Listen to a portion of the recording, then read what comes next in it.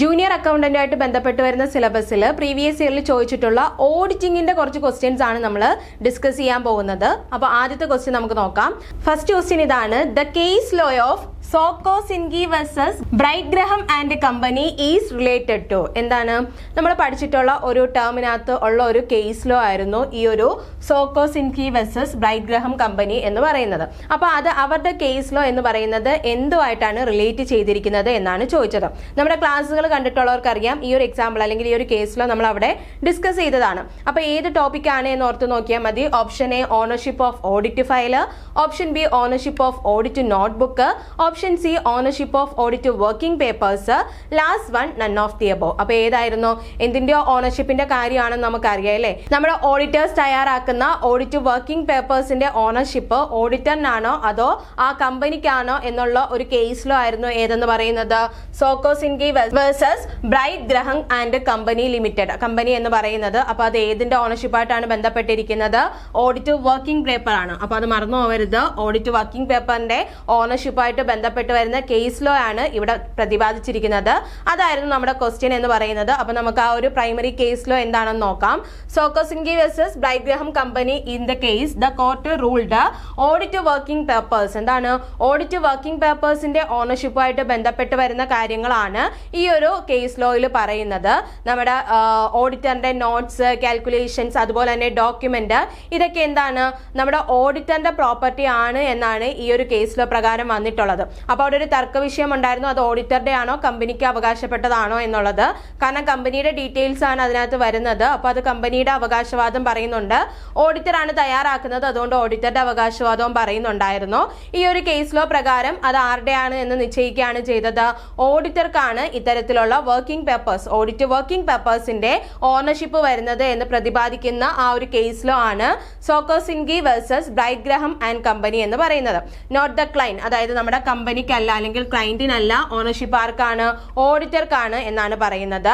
The reasoning is that these papers serve an evidence of the work performed and the basis for auditors opinion. എന്താണ് അതിന്റെ കാരണം? എന്താണ് ഈ ഒരു audit working paper ഉണ്ട് എങ്കിൽ അതെന്താണ് ഓഡിറ്റർക്ക് ഒരു എവിഡൻസ് ആയിട്ട് പ്രൊഡ്യൂസ് ചെയ്യാം. അയാൾ എന്തൊക്കെ കാര്യങ്ങളാണ് ആ ഒരു ക്ലയന്റിന് വേണ്ടിയിട്ട് ആ ഓഡിറ്റ് പീരീഡിൽ ചെയ്തിട്ടുള്ളത് എന്നുള്ള കാര്യം, എന്തൊക്കെ പെർഫോമൻസ് ആണ് അല്ലെങ്കിൽ വർക്ക് പെർഫോമൻസ് ആണ് വന്നിട്ടുള്ളത് എന്ന് ആർക്ക് പ്രൊഡ്യൂസ് ചെയ്യാനുള്ള ഒരു എവിഡൻസ് ആണ്? അത് ഓഡിറ്ററിന് പ്രൊഡ്യൂസ് ചെയ്യാനുള്ള ഒരു എവിഡൻസ് ആയിട്ടാണ് ഇത് ആക്ട് ചെയ്യുന്നത്. അതുകൊണ്ട് തന്നെ അത് ആരുടെ പ്രോപ്പർട്ടി ആണ്? ഓഡിറ്റേഴ്സിന്റെ ഓണർഷിപ്പിലാണ് ഓഡിറ്റ് വർക്കിംഗ് പേപ്പേഴ്സ് വരുന്നത് എന്നാണ് ആ ഒരു കേസിലോ പറയുന്നത്. Next question: which of the following is not an objective of internal control? എന്താണ് ഇന്റേണൽ കൺട്രോളിന്റെ ഒബ്ജക്റ്റീവ് അല്ലാത്തത് ഏത് എന്നാണ് ചോദിച്ചിരിക്കുന്നത്. അപ്പൊ നമ്മൾ ഡിസ്കസ് ചെയ്തിട്ടുള്ളത് എന്താണ്? ഇന്റേണൽ കൺട്രോളിന്റെ ഒബ്ജക്റ്റീവ് ഏതൊക്കെയാണ് നമുക്കറിയാം അല്ലെ. അപ്പൊ ഇതിൽ തന്നിരിക്കുന്നതിൽ ഏതല്ല എന്നാണ് ചോദിച്ചിരിക്കുന്നത്. Option A safe guarding asset. Internal control പ്രകാരം നമുക്ക് അസറ്റുകൾ സേഫ് ഗാർഡ് ചെയ്യാൻ പറ്റുമോ? പറ്റും. കാരണം ഒരു ബിസിനസ്സിൽ ഇന്റേണൽ കൺട്രോൾ ഉണ്ട് എങ്കിൽ ആ ബിസിനസിന്റെ അസറ്റുകളും അതുപോലെ തന്നെ ഇൻവെന്ററീസും ഇതുപോലുള്ള കാര്യങ്ങളൊക്കെ സൂക്ഷിക്കാൻ പറ്റുന്നതാണ്. അതെന്താണ്? ഒരു ഒബ്ജക്റ്റീവ് ആണ്. സെക്കൻഡ് വൺ പറയുന്നു ensuring compliance with law and regulation. നമ്മുടെ ലോ ആൻഡ് റെഗുലേഷൻ അനുസരിച്ചിട്ടാണ് നമ്മുടെ ബിസിനസ് മുന്നോട്ട് പോകുന്നത് എന്ന് ഉറപ്പുവരുത്താനും ഇന്റേണൽ കൺട്രോൾ സിസ്റ്റത്തിന്റെ ഒരു ഒബ്ജക്റ്റീവ് ആയിട്ടാണ് പറയുന്നത്. പിന്നീട് പറയുന്നു providing assurance on the accuracy of financial statement. നമ്മുടെ ബിസിനസിന്റെ ഫിനാൻഷ്യൽ സ്റ്റേറ്റ്മെന്റിന്റെ ആക്യുറസി അഷുറൻസ് ചെയ്യാൻ വേണ്ടിയിട്ടും ആരാണ്? ഇന്റേണൽ കൺട്രോളിന്റെ ഒരു ഒബ്ജക്റ്റീവ് ആണ്. അപ്പൊ ഇത് മൂന്നും ഇന്റേണൽ കൺട്രോളിന്റെ ഒബ്ജക്റ്റീവ് ആണ്. എന്നാൽ പ്രോഫിറ്റബിലിറ്റി ഇൻക്രീസ് ചെയ്യുക എന്നുള്ളത് ഇന്റേണൽ കൺട്രോളിന്റെ ഒരു ഒബ്ജക്റ്റീവ് അല്ല. പ്രോഫിറ്റബിലിറ്റി ഇൻക്രീസ് ചെയ്യുക എന്ന് പറയുന്നത് നമ്മുടെ ബിസിനസിന്റെ ഒബ്ജക്റ്റീവ് ആയിട്ടാണ് വരുന്നത്, അല്ലാണ്ട് ഇന്റേണൽ കൺട്രോളിന്റെ ഒബ്ജക്റ്റീവ് അല്ല. സോ ഇവിടെ ഏതാണ് ഇന്റേണൽ കൺട്രോളിന്റെ ഒബ്ജക്റ്റീവ് അല്ലാത്തത് എന്നാണ് ചോദിച്ചിരിക്കുന്നത്. നമുക്ക് ഓപ്ഷൻ ഡി ആൻസർ ആയിട്ട് എടുക്കാം അല്ലെ. ഓപ്ഷൻ ഡി ആണ് വരുന്നത്. ഇനി നമുക്ക് എന്തൊക്കെയാണ് ആ ഒരു ഒബ്ജക്റ്റീവ് എന്ന് ജസ്റ്റ് ഒന്ന് പരിചയപ്പെടാം. ഓപ്ഷൻ എയിൽ പറയുന്നു സേഫ് ഗാർഡിംഗ് അസറ്റ്. എന്താണ് നമ്മുടെ ഇന്റേണൽ കൺട്രോളിന്റെ പ്രൈമറി ഒബ്ജക്റ്റീവ് തന്നെ? എന്താണ്? അസറ്റുകൾ സേഫ് ഗാർഡ് ചെയ്യുക എന്നുള്ളതാണ്.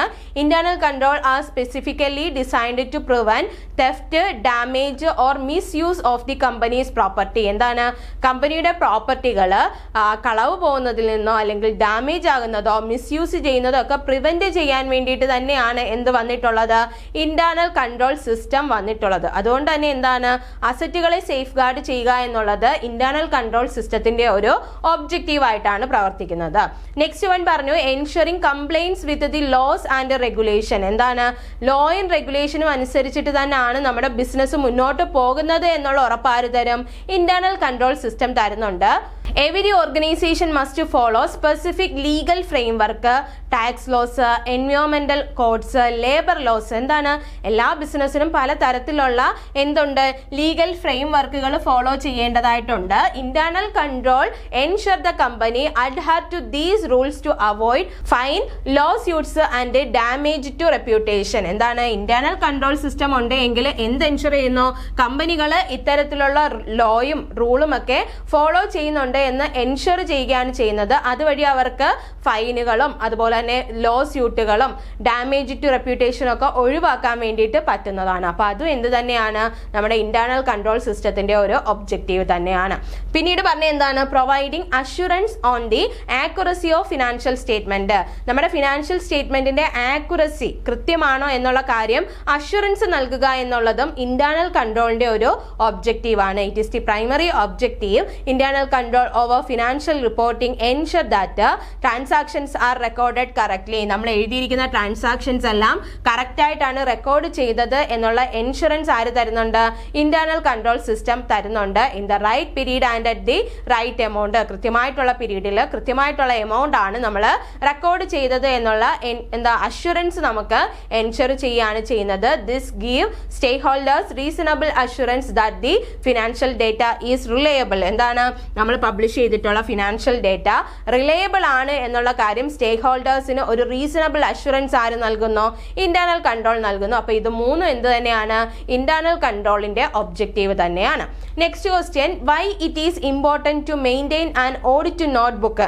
എന്തുകൊണ്ടാണ് ഒരു ഓഡിറ്റ് നോട്ട്ബുക്ക് ഇമ്പോർട്ടന്റ് ആണ്, മെയിൻറ്റെയിൻ ചെയ്യേണ്ടതിന്റെ ആവശ്യകത ഉണ്ട് എന്ന് പറയുന്നത് എന്നാണ് ക്വസ്റ്റ്യൻ വന്നിരിക്കുന്നത്. Option A, to provide evidence of the auditor's independence. Option B, to support the auditor's opinion on the financial statement. Option C, to comply with auditing standard and regulations. Option D, all of the above. എന്തായിരിക്കും, audit notebook എന്ന് പറയുന്നത് important ആണ് എന്ന് പറയുന്ന കാര്യങ്ങൾ തന്നെയാണ് ഓരോന്നും തന്നിരിക്കുന്നത്. സോ നമുക്ക് ഓപ്ഷൻ ഡി ആണ് ആൻസർ ആയിട്ട് വരുന്നത്. കാരണം ഇതെല്ലാം തന്നെ എന്ത് തന്നെയാണ്, ഓഡിറ്റ് നോട്ട്ബുക്കിന്റെ ഇമ്പോർട്ടൻസ് ആണ് പറയുന്നത്. എന്താണ്, നമ്മുടെ ഓഡിറ്റേഴ്സിന്റെ ഇൻഡിപെൻഡൻസിന് ഒരു എവിഡൻസ് പ്രൊവൈഡ് ചെയ്യുക, അതുപോലെ തന്നെ ഓഡിറ്റേഴ്സിന്റെ ഒപ്പീനിയനെ സപ്പോർട്ട് ചെയ്യുക, നമ്മുടെ സ്റ്റാൻഡേർഡ്സും റെഗുലേഷൻസിനും ഒക്കെ കംപ്ലൈ ചെയ്യുക. ഇതെല്ലാം എന്ത് തന്നെയാണ്, ഓഡിറ്റ് നോട്ട്ബുക്കിന്റെ ഇമ്പോർട്ടൻസ് ആണ് പറയുന്നത്. നോക്കാം നമുക്ക്. ഫസ്റ്റ് വൺ പറയുന്നു, to provide evidence of the auditor's independence. Maintaining a detailed notebook show that the auditor performed their work objectively and according to planned process. എന്താണ്, ഒരു ഓഡിറ്റ് നോട്ട്ബുക്ക് ഉണ്ട് എങ്കിൽ, ഒരു ഡീറ്റെയിൽഡ് ആയിട്ടുള്ള ഓഡിറ്റ് നോട്ട്ബുക്ക് മെയിൻറ്റെയിൻ ചെയ്യുകയാണെങ്കിൽ ഓഡിറ്റർക്ക് എന്ത് മനസ്സിലാവും, എന്തൊക്കെ കാര്യങ്ങളാണ് അദ്ദേഹത്തിന് ചെയ്യാനുള്ളത്, അദ്ദേഹത്തിന്റെ ഒബ്ജക്റ്റീവ്സ് എന്തൊക്കെയാണ്, അതുപോലെ തന്നെ അത് എങ്ങനെ പ്ലാൻ ചെയ്ത് എക്സിക്യൂട്ട് ചെയ്യാം എന്നുള്ള കാര്യമൊക്കെ ആർക്ക് കിട്ടുന്നു, ഓഡിറ്ററിന് കിട്ടുന്നു. അപ്പോൾ ഓഡിറ്റേഴ്സ് ഇൻഡിപെൻഡൻസ് ഒരു എവിഡൻസ് ആണ് ഏതെന്ന് പറയുന്നത്, നമ്മുടെ ഓഡിറ്റ് നോട്ട്ബുക്ക് എന്ന് പറയുന്നത്. രണ്ടാമത് പറയുന്നു, to support the auditor's opinion on the financial statement. The auditor's final report. ഓഡിറ്ററുടെ ഒപ്പീനിയൻ ആണ് എന്തെന്ന് പറയുന്നത്, ഫൈനൽ റിപ്പോർട്ടായിട്ട് വരുന്നത് അല്ലേ. ഓഡിറ്ററിന്റെ ഒപ്പീനിയൻസുകൾ ചേർത്ത് വെച്ചിട്ടാണ് റിപ്പോർട്ട് വരുന്നത്. Is in just A guess. അതൊരു ഗസ് വർക്ക് അല്ല, അല്ലാതെ എന്ത് തന്നെയാണ്, അദ്ദേഹത്തിന്റെ ഒപ്പീനിയൻ എന്ന് പറയുന്നത് ഗസ് വർക്കിലല്ല, അദ്ദേഹം ചെയ്ത ആ കാര്യങ്ങളുമായിട്ട് ബന്ധപ്പെട്ട് വരികയാണ്.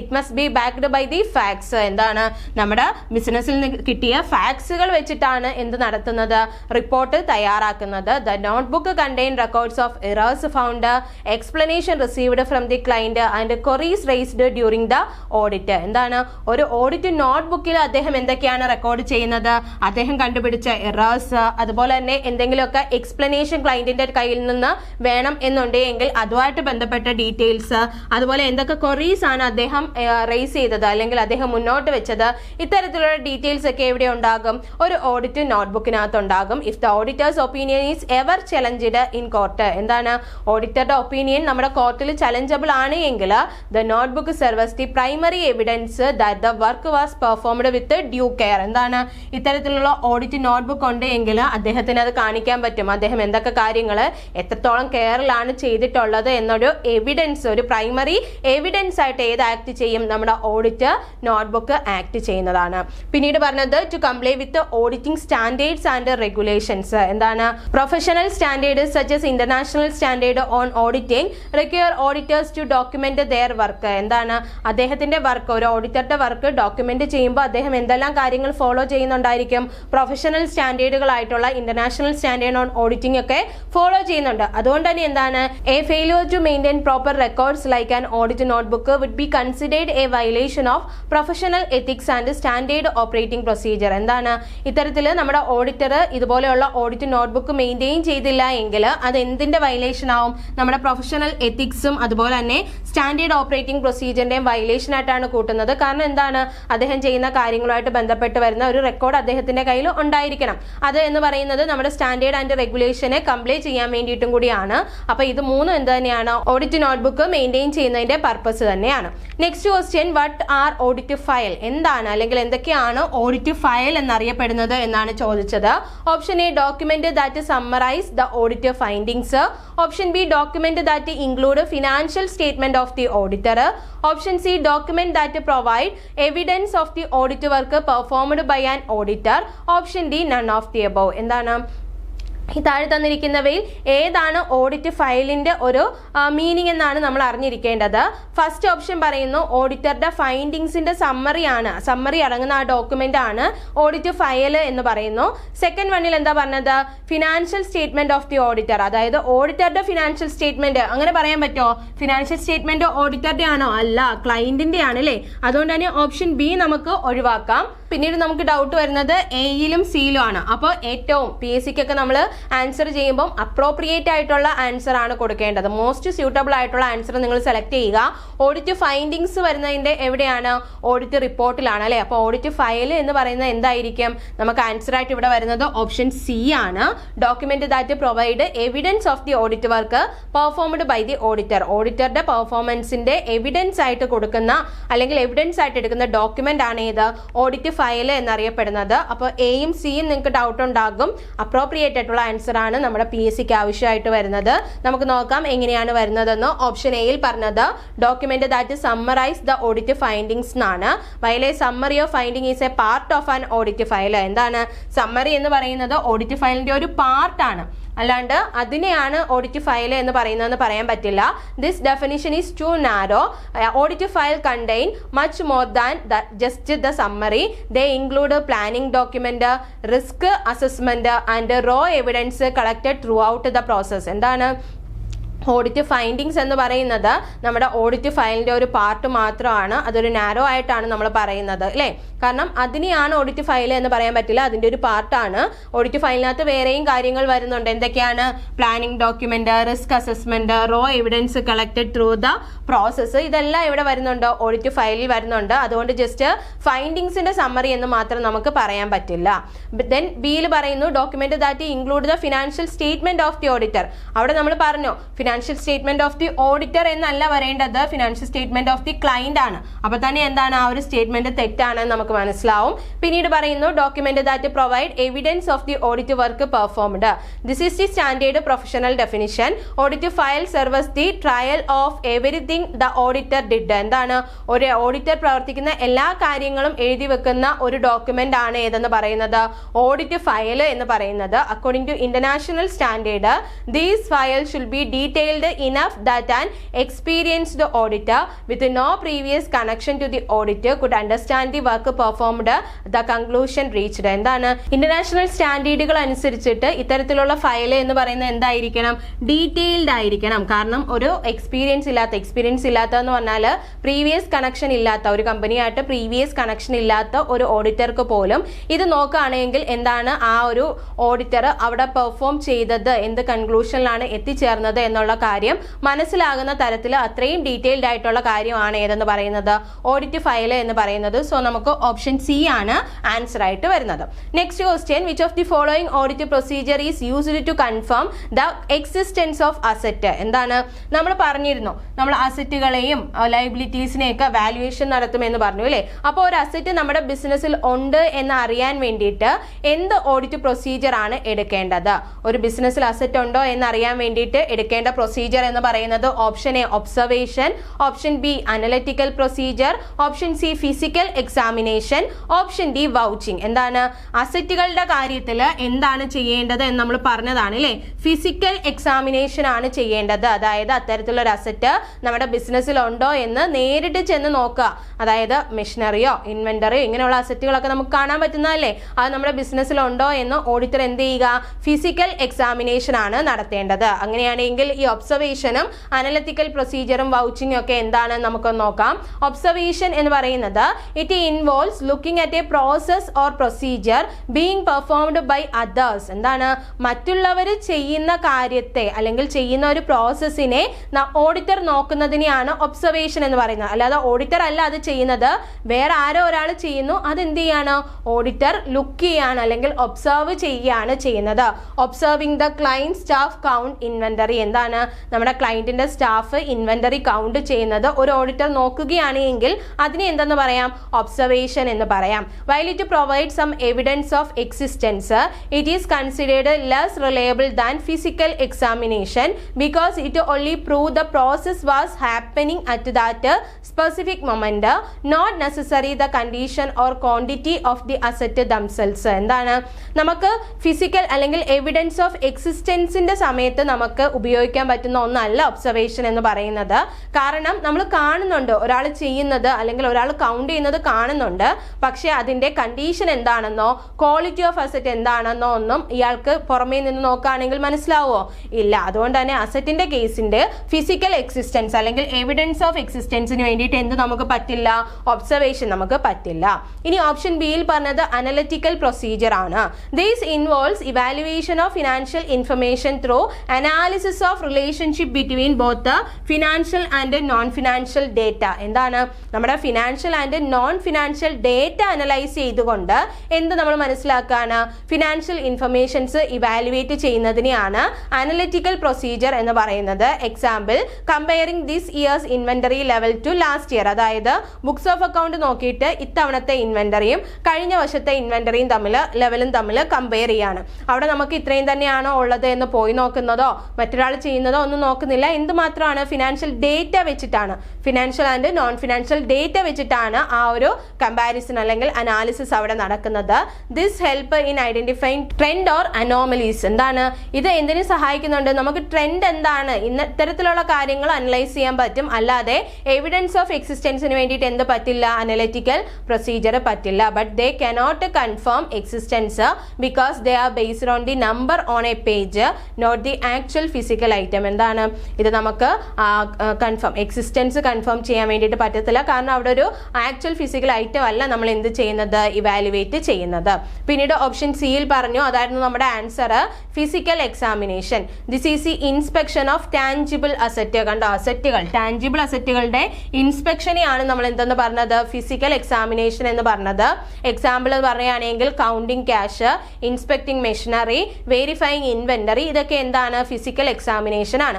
It is the best evidence for existence. അപ്പോൾ എവിഡൻസ് എക്സിസ്റ്റൻസിന്റെ എവിഡൻസ് ആയിട്ട് നമുക്ക് എടുക്കാൻ പറ്റുന്നത് ഏതാണ്, ഫിസിക്കൽ എക്സാമിനേഷൻ ആണ്. Because the auditor see the asset with their own eyes. Auditor എന്താണ് സ്വന്തം കണ്ണുകളുണ്ട് അതിന്റെ എക്സിസ്റ്റൻസ് കാണുകയാണ് ചെയ്യുന്നത്. ദെൻ ഓപ്ഷൻ ഡിയിൽ പറഞ്ഞ വേറൊരു ടേം ആയിരുന്നു വൗച്ചിങ് എന്ന് പറയുന്നത്.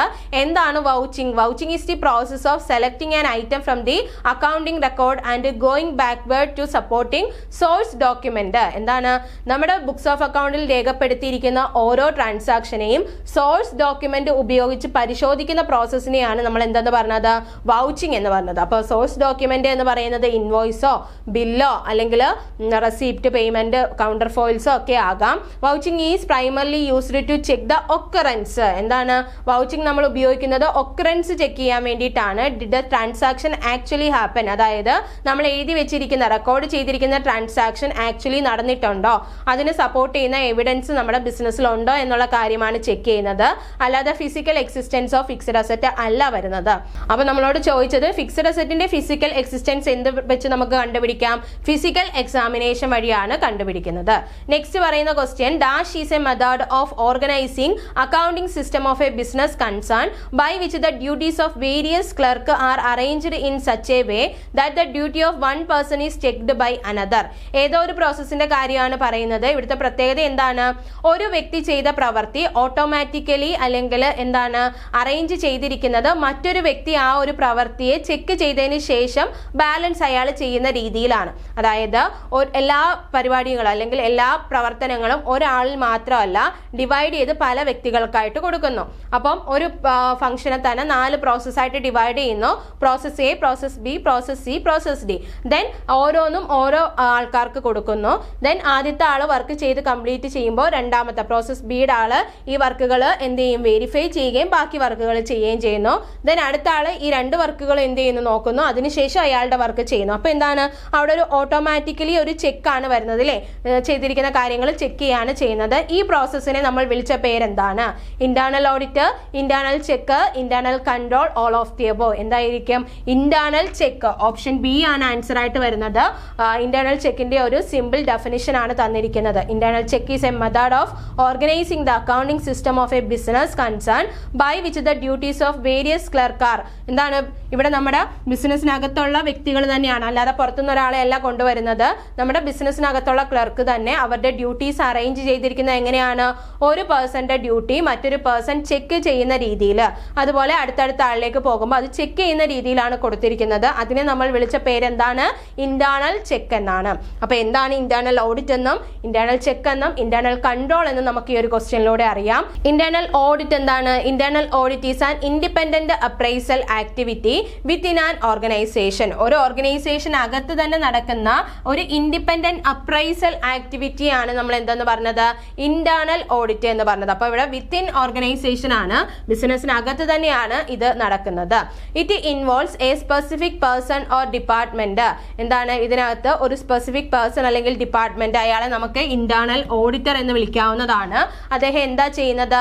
Reviewing the work of others after it has been completed to ensure compliance and efficiency. എന്താണ് നമ്മുടെ വർക്കുകളുടെ എഫിഷ്യൻസിയും കംപ്ലൈൻസും ഒക്കെ കൃത്യമാണോ എന്ന് മനസ്സിലാക്കാൻ വേണ്ടിയിട്ട് ആ വർക്ക് കംപ്ലീറ്റ് ആയതിനു ശേഷം അതിനെ റിവ്യൂ ചെയ്യാണ്. ആര്? ഒരു ഇന്റേണൽ ഓഡിറ്റർ റിവ്യൂ ചെയ്യുന്നതിനെയാണ് നമ്മൾ ഇന്റേണൽ ഓഡിറ്റ് എന്ന് പറയുന്നത്. It is A postmortem or periodic review rather than A continuous built in check. എന്താണ് ഇതെന്ന് പറഞ്ഞാൽ? പോസ്റ്റ്മോർട്ടം ആണ്. കാരണം എന്താ? അവരെല്ലാവരും വർക്ക് ചെയ്തതിന് ശേഷമാണ് എന്ത് നടക്കുന്നത്? ഇന്റേണൽ ഓഡിറ്റ് നടക്കുന്നത്. അതുപോലെ തന്നെ ഇതൊരു പീരിയോഡിക് റിവ്യൂ ആണ് എന്ന് നമുക്ക് പറയാൻ വേണ്ടിയിട്ട് പറ്റും. അപ്പോൾ ഒരു ട്രാൻസാക്ഷൻ റെക്കോർഡ് ചെയ്തതിന് അല്ലെങ്കിൽ ആ ഒരു പ്രോസസ്സ് റെക്കോർഡിംഗ് ചെയ്തതിന് ശേഷം ഒരു ഇന്റേണൽ ഓഡിറ്റർ അതിനെ റിവ്യൂ ചെയ്യുകയാണെങ്കിൽ അത്തരത്തിലുള്ള ഇൻഡിപെൻഡന്റ് അപ്രൈസൽ ആക്ടിവിറ്റി ആണ് നമ്മൾ എന്തെന്ന് പറഞ്ഞത്? ഇന്റേണൽ ഓഡിറ്റ് എന്ന് പറഞ്ഞത്. ഇനി ഇന്റേണൽ ചെക്കിന്റെ മീനിങ് ഓൾറെഡി നമ്മൾ ഡിസ്കസ് ചെയ്തത് തന്നെയാണ്. നമ്മുടെ ക്വസ്റ്റ്യൻ അതായിരുന്നു. This is the continuous process that is a part of day to day routine. എന്താണ് ഇന്റേണൽ ഓഡിറ്റ് എന്ന് പറയുന്നത്? കണ്ടിന്യൂസ് അല്ല, പക്ഷേ ഇന്റേണൽ ചെക്ക് എന്ന് പറയുന്നത് എന്താണ്? നമ്മുടെ ഡേ ടു ഡേ റൊട്ടീനുമായിട്ട് ബന്ധപ്പെട്ട് വരുന്ന കണ്ടിന്യൂസ് പ്രോസസ് ആണ് എന്ന് നമുക്ക് പറയാം. The core philosophy is that no single person should have absolute control over all aspect of transaction. എല്ലാ ആസ്പെക്ട് ഓഫ് ട്രാൻസാക്ഷനും ഒരു സിംഗിൾ വ്യക്തിയിലേക്കല്ല കൊടുക്കുന്നത്, അത് ഡിവൈഡ് ചെയ്ത് കൊടുക്കുന്നത്. അപ്പോൾ ഓരോ ആൾക്കാരും ചെയ്തത് റൊട്ടീനായിട്ട് അടുത്ത ആൾക്കാർ എന്ത് ചെയ്ത് പോകും? ചെക്ക് ചെയ്താണ് പോകുന്നത്. അത് അവരുടെ ജോലിയുടെ ഭാഗമായിട്ട് തന്നെയാണ് പോകുന്നത്. അല്ലാതെ പുറത്തുനിന്നൊരു ഇന്റേണൽ ഓഡിറ്റർ അല്ലെങ്കിൽ എക്സ്റ്റേണൽ ഓഡിറ്ററോ വരുന്നില്ല. അവിടെയുള്ള ക്ലർക്ക് തന്നെ അവരുടെ ജോലിയുടെ ഭാഗമായിട്ട് എന്ത് ചെയ്യാണ്? ഇത്തരത്തിൽ ചെക്ക് ചെയ്യാണ് ചെയ്യുന്നത്. By splitting duties, example, 1 person record the sale, another receive the cash and the third deposit is. എന്താണ് നമ്മുടെ സെയിൽസ് ആയിട്ട് ബന്ധപ്പെട്ട് ഒരാൾ സെയിൽ റെക്കോർഡ് ചെയ്യാനിരിക്കുന്നു, മറ്റേയാൾ ക്യാഷ് റിസീവ് ചെയ്യാനിരിക്കുന്നു, അടുത്തയാൾ അത് ഡെപ്പോസിറ്റ് ചെയ്യാനിരിക്കുന്നു. അപ്പോൾ തന്നെ എന്താണ്? 3 വ്യക്തികൾ വന്നു. അപ്പോൾ ഒരാൾ ആദ്യത്തെ ആൾ എന്തെങ്കിലും തെറ്റിക്കുകയാണെങ്കിൽ രണ്ടാമത്തെ ആൾക്ക് അത് മനസ്സിലാവില്ലേ? റെക്കോർഡ് ചെയ്ത സെയിലിൻ്റെ അത്രയും ക്യാഷ് വന്നിട്ടില്ല അല്ലെങ്കിൽ അതിൽ കൂടുതൽ വന്നിട്ടുണ്ടെങ്കിൽ അവിടെ തന്നെ ആ ഒരു എറർ റെക്ടിഫൈ ചെയ്ത് പോവുകയാണ്. ദെൻ കിട്ടിയ ക്യാഷ് ഡെപ്പോസിറ്റ് ചെയ്യുന്നു. അപ്പോൾ ആ ഡെപ്പോസിറ്റ് ചെയ്യുന്ന ആൾക്ക് മനസ്സിലാവും എത്രയാണ് കിട്ടിയത് എന്നുള്ള കാര്യം. അങ്ങനെ എന്താണ് ഓരോരുത്തരുടെ ഡ്യൂട്ടിയുടെ ഭാഗമായിട്ട് തന്നെ എന്ത് ചെയ്യാണ്? അത് ചെക്ക് ചെയ്ത് പോവാണ് ചെയ്യുന്നത്. The work of the first person is automatically verified by the second. ആദ്യത്തെ ആളുടെ വർക്ക് ഓട്ടോമാറ്റിക്കലി ആര് വെരിഫൈ ചെയ്യും? നമ്മുടെ സെക്കൻഡ് പേഴ്സൺ വെരിഫൈ ചെയ്യുന്നതാണ്. നെക്സ്റ്റ് പറയുന്നത് ഇന്റേണൽ കൺട്രോൾ ആണ്. ഇന്റേണൽ കൺട്രോൾ എന്ന് പറയുന്നത് കുറച്ചുകൂടി ബ്രോഡസ്റ്റ് ആയിട്ടുള്ള ടേം ആണ്. This is the entire system of control financial and otherwise established by the management. എന്താണ് മാനേജ്മെന്റ് എസ്റ്റാബ്ലിഷ് ചെയ്യുന്ന എൻറ്റയർ സിസ്റ്റം ഓഫ് കൺട്രോളിനെയാണ് നമ്മൾ എന്തെന്ന് പറഞ്ഞത്? ഇന്റേണൽ കൺട്രോൾ എന്ന് പറഞ്ഞത്. അതുപോലെ തന്നെ it includes both internal check and internal audit. Audit. നമ്മളിപ്പോൾ പറഞ്ഞ ഇന്റേണൽ ചെക്കും ഇന്റേണൽ ഓഡിറ്റും ഒക്കെ എവിടെ ഇൻക്ലൂഡഡ് ആണ്? ഇന്റേണൽ കൺട്രോളിൽ ഇൻക്ലൂഡഡ് ആണ്. അതുകൊണ്ട് തന്നെ ഇതെന്താണ്? ഒരു ബ്രോഡസ്റ്റ് ടേം ആണ് എന്ന് പറയാം. ഇനി നമുക്ക് അതിന്റെ ഒരു അനാലിസിസ് ടേബിൾ നോക്കാം. എന്താണ് ഇന്റേണൽ ചെക്ക്, അതുപോലെ തന്നെ ഇന്റേണൽ ഓഡിറ്റ്, അതിന്റെ വ്യത്യാസമാണ് പറയുന്നത്. ഇന്റേണൽ ചെക്കിന്റെ ടൈമിംഗ് എന്ന് പറയുന്നത് happens simultaneously with the work. ശരിയല്ലേ? ഇന്റേണൽ ചെക്ക് എന്ന് പറഞ്ഞാൽ ഒരു വ്യക്തി ചെയ്ത ആ ഒരു വർക്ക് അടുത്ത ആൾ ഓട്ടോമാറ്റിക് ആയിട്ട് ചെക്ക് ചെയ്ത് പോവാണ്. അതുകൊണ്ട് തന്നെ എന്താണ്? അത് സൈമിൾട്ടേനിയസ്ലി വർക്ക് നടക്കുന്നതിനോടൊപ്പം തന്നെ എന്ത് നടക്കുന്നു? ആ ഒരു ഇന്റേണൽ ചെക്ക് നടന്നു പോവുകയാണ് ചെയ്യുന്നത്. എന്നാൽ ഇന്റേണൽ ഓഡിറ്റ് എന്ന് പറയുന്നത് വർക്കുകൾ കംപ്ലീറ്റ് ചെയ്തതിന് ശേഷമാണ്, അല്ലേ? After the work is done ആണ്. ഒരു വർക്ക് കംപ്ലീറ്റ് ചെയ്തതിന് ശേഷമാണ് ഏത് വരുന്നത്? ഇന്റേണൽ ഓഡിറ്റ് വരുന്നത്. ഇനി പേഴ്സണൽ നോക്കുകയാണെങ്കിൽ ഇന്റേണൽ ചെക്ക് പെർഫോം ചെയ്യുന്നത് ആരാണ്? അവിടെയുള്ള ഓപ്പറേറ്റിംഗ് സ്റ്റാഫ് തന്നെയാണ്. പുറത്തുനിന്ന് ആരെയും അല്ലെങ്കിൽ എക്സ്ട്രാ ഒരാളെ കൊണ്ടുവരുന്നില്ല. നമ്മുടെ ക്ലയന്റ് അല്ലെങ്കിൽ നമ്മുടെ ക്ലർക്കുകൾ തന്നെയാണ്. So performed by regular operating staff. എന്നാൽ ഇന്റേണൽ ഓഡിറ്റ് പെർഫോം ചെയ്യുന്നത് ഇന്റേണൽ ഓഡിറ്റർ ആണ്. അതിനു വേണ്ടിയിട്ട് നമുക്ക് സ്പെഷ്യലൈസ്ഡ് ഓഡിറ്റ് സ്റ്റാഫ് ആണ് ഉണ്ടായിരിക്കുന്നത്. നെക്സ്റ്റ് ഒബ്ജക്റ്റീവ് നോക്കുകയാണെങ്കിൽ ഇന്റേണൽ ചെക്കിന്റെ ഒബ്ജക്റ്റീവ് എന്ന് പറയുന്നത് ഇറേഴ്സും ഫ്രോഡും പ്രിവെന്റ് ചെയ്യുകയാണ്, തടയാൻ വേണ്ടിയിട്ടാണ്, അല്ലേ? തെറ്റുകളും ഫ്രോഡുകളും ഒക്കെ പ്രിവെന്റ് ചെയ്യാൻ വേണ്ടിയിട്ടാണ് ഇന്റേണൽ ചെക്ക് വരുന്നത്. എന്നാൽ ഇന്റേണൽ ഓഡിറ്റ് ഇത്തരത്തിലുള്ള തെറ്റുകളോ അല്ലെങ്കിൽ ഫ്രോഡുകളോ ഉണ്ടെങ്കിൽ കണ്ടുപിടിക്കാൻ വേണ്ടിയിട്ടാണ് വരുന്നത്. To detect errors or fraud ആണ് ഇന്റേണൽ ഓഡിറ്റ് പറയുന്നത്. നെക്സ്റ്റ് നേച്ചർ പറയുകയാണെങ്കിൽ ഇന്റേണൽ ചെക്ക് എന്ന് പറയുന്നത് ഓട്ടോമാറ്റിക് പ്രോസസ് ആണ്. ഒരാളുടെ ജോലി ഓട്ടോമാറ്റിക്കലി മറ്റേയാൾ വെരിഫൈ ചെയ്യുകയാണ്. എന്നാൽ ഇന്റേണൽ ഓഡിറ്റിൽ it is the second review process. കാരണം പിന്നീടാണ് വർക്കൊക്കെ കഴിഞ്ഞതിന് ശേഷം പിന്നീട് നടത്തുന്ന ഒരു റിവ്യൂ ആണ് ഏത്? ഇന്റേണൽ ഓഡിറ്റ് എന്ന് പറയുന്നത്. അപ്പോൾ ഇപ്പോഴത്തെ ക്വസ്റ്റ്യനിൽ ഇന്റേണൽ ചെക്കുമായിട്ടാണ് ക്വസ്റ്റ്യൻ വന്നത് എങ്കിൽ ചിലപ്പോൾ നെക്സ്റ്റ് ക്വസ്റ്റ്യനിൽ ഇന്റേണൽ ഓഡിറ്റുമായിട്ടായിരിക്കും. അപ്പോൾ ഡീറ്റെയിൽഡ് ആയിട്ട് അതൊന്ന് അറിഞ്ഞിരിക്കുക. Next question, an audit programme should be. നമുക്ക് സ്റ്റേറ്റ്മെന്റ് വൈസ് ക്വസ്റ്റ്യൻ ആണ്. ഒരു ഓഡിറ്റ് പ്രോഗ്രാം എങ്ങനെ ആയിരിക്കണം എന്നാണ് ക്വസ്റ്റ്യൻ ചോദിച്ചിരിക്കുന്നത്. Statement 1 rigid and never modified. Statement 2 prepared before the audit programme. Statement 3 prepared after the audit programme. Statement 4 flexible and modified as per requirement. ഈ ഒരു question നമ്മുടെ PSC cancel ചെയ്ത ക്വസ്റ്റ്യൻ ആയിരുന്നു. കാരണം എന്താണ്? ഓഡിറ്റ് പ്രോഗ്രാം എന്ന് പറഞ്ഞിട്ട് ഒരു ഓഡിറ്റ് പ്രോഗ്രാം എങ്ങനെയായിരിക്കണം എന്ന് പറഞ്ഞിട്ട് ഇതിനകത്ത് വന്ന ഈ രണ്ട് ഓപ്ഷൻ കാണുമ്പോൾ എന്തൊക്കെയോ ഒരു കൺഫ്യൂഷൻസ് വരുന്നത് കൊണ്ട് PSC ഈ ഒരു ക്വസ്റ്റ്യൻ റിമൂവ് ചെയ്തിട്ടുണ്ടായിരുന്നു കേട്ടോ. എന്നാലും നമുക്ക് എന്തൊക്കെയാണെന്ന് ജസ്റ്റ് ഒന്ന് നോക്കാം. Rigid and never modified. നിങ്ങൾ ആലോചിച്ച് നോക്കുക, ഓഡിറ്റ് പ്രോഗ്രാം ഒരിക്കലും മോഡിഫൈ ചെയ്യരുത്, എപ്പോഴും റിജിഡ് ആയിട്ട് കൊണ്ടുപോകണം എന്നാണ് പറഞ്ഞിരിക്കുന്നത്. അങ്ങനെ കൊണ്ടുപോകാൻ പാടുണ്ടോ? നമ്മുടെ സിറ്റുവേഷൻ ഡിമാൻഡ് ചെയ്യുന്നതിനനുസരിച്ചിട്ട് ഓഡിറ്റ് പ്രോഗ്രാം നമുക്ക് എന്ത് ചെയ്യേണ്ടി വരും? മാറ്റേണ്ടി വരും, അല്ലേ? ഫ്ലെക്സിബിൾ ആണ് ആവേണ്ടത്. അതുകൊണ്ട് തന്നെ ഈ ഒരു ഓപ്ഷൻ എന്താണ്? നമുക്ക് ഈ ഒരു സ്റ്റേറ്റ്മെന്റ് തെറ്റാണ് എന്ന് പറയാം. ദെൻ സെക്കൻഡും തേർഡും സ്റ്റേറ്റ്മെന്റ് നോക്കുമ്പോൾ prepared before the audit programme എന്നും prepared after the audit programme എന്നും പറയുന്നു. ഒരു ഓഡിറ്റ് പ്രോഗ്രാമിനെ തന്നെ പറ്റിയിട്ട് ചോദിക്കുന്നു, എന്നിട്ട് അതുവരെ ഓഡിറ്റ് പ്രോഗ്രാമിന് ശേഷവും പിന്നീടും എന്ന് പറയുന്നു. സോ അതെന്താണ്? അതൊരു മിസ്റ്റേക്കൺ ആയിട്ട് വന്നിരിക്കുകയാണ്. അതുകൊണ്ടാണ് അത് ക്യാൻസൽ വന്നത്. ലാസ്റ്റ് വൺ പറയുന്നത് എന്താണ്? Flexible and modified as per requirement. അതാണ് അവിടെ ശരിയായിട്ടുള്ള സ്റ്റേറ്റ്മെന്റ് എന്ന് പറയുന്നത്. ഒരു ഓഡിറ്റ് പ്രോഗ്രാം എന്ന് പറയുന്നത് റിക്വയർഡ് ആണ് എങ്കിൽ, അതായത് റിക്വയർമെന്റിനനുസരിച്ചിട്ട് ഫ്ലെക്സിബിൾ ആയിരിക്കണം, മോഡിഫൈ ചെയ്യാൻ പറ്റിയിരിക്കണം. അപ്പൊ ഇത് ശരിയാണ്, അല്ലേ? നാലാമത്തത് ശരിയാണ്. നമുക്ക് അങ്ങനെ ഒരു ഓപ്ഷനും ഉണ്ടായിരുന്നു. ഓൺലി 4 ഈസ് കറക്റ്റ് എന്നൊരു ഓപ്ഷനും ഉണ്ടായിരുന്നു. പക്ഷെ എന്ത് ചെയ്തോ? PSC ഒരു ക്വസ്റ്റ്യൻ ക്യാൻസൽ ചെയ്തിട്ടുണ്ട്. ഓപ്ഷൻ ബി ആണ് നമുക്ക് നോക്കുമ്പോൾ ശരിയായിട്ട് വരുന്നത്.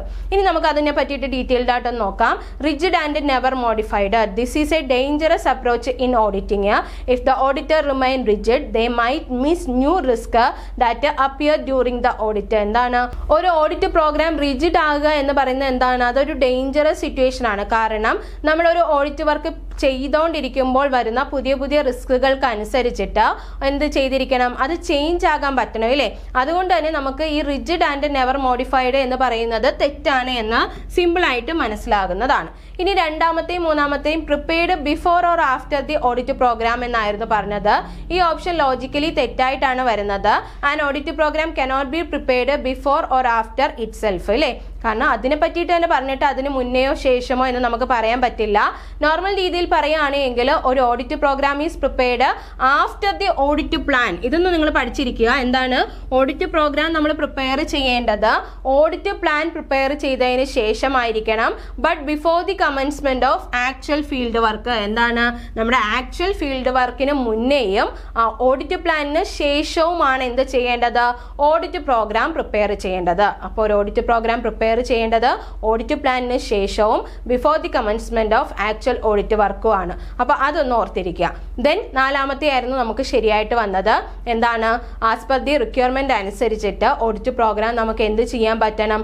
ഫ്ലെക്സിബിളും ആയിരിക്കണം, മോഡിഫൈഡും ആയിരിക്കണം. Auditing is A dynamic process and auditor gather evidence they may find that their areas are riskier than first thought so that internal control they trusted are actually weak. എന്താണ്? നമുക്കറിയാം ഒരു ഓഡിറ്റ് പ്രോഗ്രാം തയ്യാറാക്കി വെച്ച് കഴിഞ്ഞാൽ പിന്നീട് നമ്മൾ ആ work ചെയ്യുമ്പോഴേ നമുക്ക് അതിനകത്ത് എന്തൊക്കെ ഡിഫോൾട്ട് ആണ് വന്നിട്ടുള്ളത് എന്ന് മനസ്സിലാകും. അപ്പോൾ അതുകൊണ്ട് തന്നെ എന്താണ്? ഫ്ലെക്സിബിൾ ആയിരിക്കണം, മോഡിഫിക്കേഷൻ ചെയ്യാൻ പറ്റുന്നതായിരിക്കണം. Flexibility allow the auditor to expand or reduce scope of work based on real time findings and modification ensure the auditor remain efficiency and effective by focusing resources where they are needed most. നമുക്ക് മനസ്സിലായില്ലേ? എന്താണ്? Flexible ആയിരിക്കണം. നമ്മൾ ഏത് സമയത്താണോ അത് ചെയ്തുകൊണ്ടിരിക്കുന്നത് അപ്പോൾ demand ചെയ്യുന്ന റിക്വയർമെന്റ് അനുസരിച്ചിട്ട് മാറ്റാൻ പറ്റുന്നതായിരിക്കണം. അല്ലാതെ ഇത് തന്നെ ഫോളോ ചെയ്യൂ എന്ന് പറഞ്ഞാൽ എന്താണ്? നമ്മുടെ കറണ്ട് സിറ്റുവേഷനായിട്ട് അത് മാച്ച് ആവുകയില്ല. അതുകൊണ്ട് അത് എന്തിന് വിധേയമാകും? മോഡിഫിക്കേഷന് വിധേയമാകും. അപ്പോൾ ഇതായിരുന്നു നമുക്ക് കറക്റ്റ് ആൻസർ ആയിട്ട് വരാൻ ചാൻസ് ഉള്ളത്. ഓക്കെ, ദെൻ ഇനി നമുക്ക് ഒരു നല്ല ഓഡിറ്റ് പ്രോഗ്രാമിന്റെ എസെൻഷ്യൽസ് ഈ ഒരു ക്വസ്റ്റിനെ ബേസ് ചെയ്ത് പരിചയപ്പെടാം. എന്തൊക്കെയാണ് എന്ന് നോക്കാം. ക്വാളിറ്റിയും അതുപോലെ തന്നെ അതിന്റെ ഇമ്പോർട്ടൻസും ആണ് പറയുന്നത്. ഒരു ഗുഡ് ഓഡിറ്റ് പ്രോഗ്രാം എന്ന് പറയുന്നത് റിട്ടൺ അല്ലേ, എഴുതി തയ്യാറാക്കിയിട്ടുള്ളതായിരിക്കണം. It provide a clear record of instruction of the audit staff. Audit സ്റ്റാഫിന് നമുക്ക് കൊടുക്കേണ്ട ഒരു ക്ലിയർ റെക്കോർഡ് ഓഫ് ഇൻസ്ട്രക്ഷൻ ആയിരിക്കണം അതിനകത്ത് വരുന്നത്. അതുപോലെ തന്നെ അതെന്താണ്? ഫ്ലെക്സിബിൾ ഉണ്ടായിരിക്കണം. ഈ പോയിന്റുമായിട്ട് ബന്ധപ്പെട്ടാണ് നമുക്ക് ക്വസ്റ്റ്യൻ വന്നത്. ഫ്ലെക്സിബിൾ ആയിരിക്കണം അല്ലേ, റിജിഡ് ആകാൻ പാടില്ല. Allow for changes if internal control are found to be unreliable. എന്താണ്? നമ്മുടെ ബിസിനസിന്റെ അല്ലെങ്കിൽ ക്ലയന്റിന്റെ ബിസിനസിന്റെ ഇന്റേണൽ കൺട്രോൾ സിസ്റ്റം അൺറിലയബിൾ ആണ് എങ്കിൽ ഇതെന്തിന് വിധേയമാകണം? ഫ്ലെക്സിബിൾ ആവണം അല്ലെങ്കിൽ മോഡിഫിക്കേഷന് വിധേയമാകണം. അതുപോലെ തന്നെ ഒബ്ജക്റ്റീവ് ബേസ്ഡ് ആയിരിക്കണം. എന്താണ് ഒബ്ജക്റ്റീവ് ബേസ്ഡ് എന്ന് പറയുമ്പോൾ every step should be clearly link to a specific auditor assertion. എന്താണ്? കൃത്യമായിട്ടുള്ള ഒരു ഒബ്ജക്റ്റീവ് ഉണ്ടായിരിക്കണം. അതിലേക്ക് കോർഡിനേറ്റ് ചെയ്യുന്ന രീതിയിലായിരിക്കണം എല്ലാ സ്റ്റെപ്പുകളും ഫോളോ ചെയ്യേണ്ടത്. ലാസ്റ്റ് ക്വാളിറ്റി ആണ് പറയുന്നത് ഡിവിഷൻ ഓഫ് വർക്ക് എന്ന് പറയുന്നത്. അപ്പോൾ 4 ക്വാളിറ്റി നമ്മളിവിടെ പറഞ്ഞു. Written, flexible, objective based, division of work. എന്താണ്? Clearly state which staff member is responsible for which task. ഓരോ ടാസ്കും ഏതൊക്കെ മെമ്പേഴ്സ് ആണ് ചെയ്യേണ്ടത് എന്ന് ക്ലിയർ ആയിട്ട് ഡിഫൈൻ ചെയ്തിരിക്കണം. അതാണ് ഡിവിഷൻ ഓഫ് വർക്ക് എന്ന് പറയുന്ന ക്വാളിറ്റിയിൽ പറയുന്നത്. അപ്പോൾ ഈ 4 ക്വാളിറ്റിയാണ് ഒരു നല്ല ഗുഡ് ഓഡിറ്റ് പ്രോഗ്രാമിന് വരുന്നത്. റിട്ടൺ ആയിരിക്കണം, ഫ്ലെക്സിബിൾ ഉണ്ടായിരിക്കണം, ഒബ്ജക്റ്റീവ് ബേസ്ഡ് ആയിരിക്കണം, അതുപോലെ തന്നെ ഡിവിഷൻ ഓഫ് വർക്ക് കൃത്യമായിട്ട് നടക്കണം. നെക്സ്റ്റ് ക്വസ്റ്റ്യനിലേക്ക് പോവുകയാണ്. While vouching cash purchase transaction the auditor has to verify. എന്താണ്? നമ്മൾ വൗച്ചിങ് ആയിട്ട് ബന്ധപ്പെട്ട് ഡിഫറെന്റ് ഐറ്റംസ് പഠിച്ചതാണ്. അതിൽ ക്യാഷ് പർച്ചേസ് ട്രാൻസാക്ഷൻ വൗച്ച് ചെയ്യുന്ന സമയത്ത് ഓഡിറ്റർ എന്തൊക്കെ കാര്യങ്ങളാണ് വെരിഫൈ ചെയ്യേണ്ടത് എന്നാണ് ചോദിച്ചിരിക്കുന്നത്. സ്റ്റേറ്റ്മെന്റ് 1 നോക്കാം. Test the entries in cash book with reference to cash memo. ശരിയാണോ? ക്യാഷ് പർച്ചേസ് രേഖപ്പെടുത്തുന്നത് എവിടെയാണ്? ക്യാഷ് ബുക്കിലാണ്. അപ്പോൾ അതുകൊണ്ട് തന്നെ ക്യാഷ് ബുക്കിലെ എൻട്രീസും അതുപോലെ തന്നെ അതിനുമായിട്ട് ബന്ധപ്പെട്ട് വരുന്ന ക്യാഷ് മെമ്മോയും റെഫർ ചെയ്യണം എന്ന് പറയുന്നത് എന്താണ്? ശരിയായിട്ടുള്ള സ്റ്റേറ്റ്മെന്റ് ആണ്. സെക്കൻഡ് വൺ പറയുന്നു see that the amount after trade discount has been shown in the books. എന്താണ്? നമ്മുടെ ട്രേഡ് ഡിസ്കൗണ്ടിന് ശേഷം നമ്മുടെ ബുക്സ് ഓഫ് അക്കൗണ്ടിൽ കൊടുത്തിരിക്കുന്ന എമൗണ്ട് എന്ത് ചെയ്യണം? അദ്ദേഹം വെരിഫൈ ചെയ്യണം എന്ന് പറഞ്ഞു. അതും ശരിയാണ് അല്ലേ? അപ്പൊ ട്രേഡ് ഡിസ്കൗണ്ടിന് ശേഷമുള്ള ഫിഗർ ആണ് ആര് വെരിഫൈ ചെയ്യേണ്ടത്? നമ്മുടെ ഓഡിറ്റർ വെരിഫൈ ചെയ്യേണ്ടത്. അത് ശരിയാണ് വന്നിരിക്കുന്നത്. നെക്സ്റ്റ് പറയുന്നു see that the amount before trade discount shown in the book. Trade ഡിസ്കൗണ്ടിന് മുന്നേ ഉള്ളത് നമ്മൾ വെരിഫൈ ചെയ്യണം എന്ന് പറഞ്ഞു. അത് തെറ്റാണല്ലേ?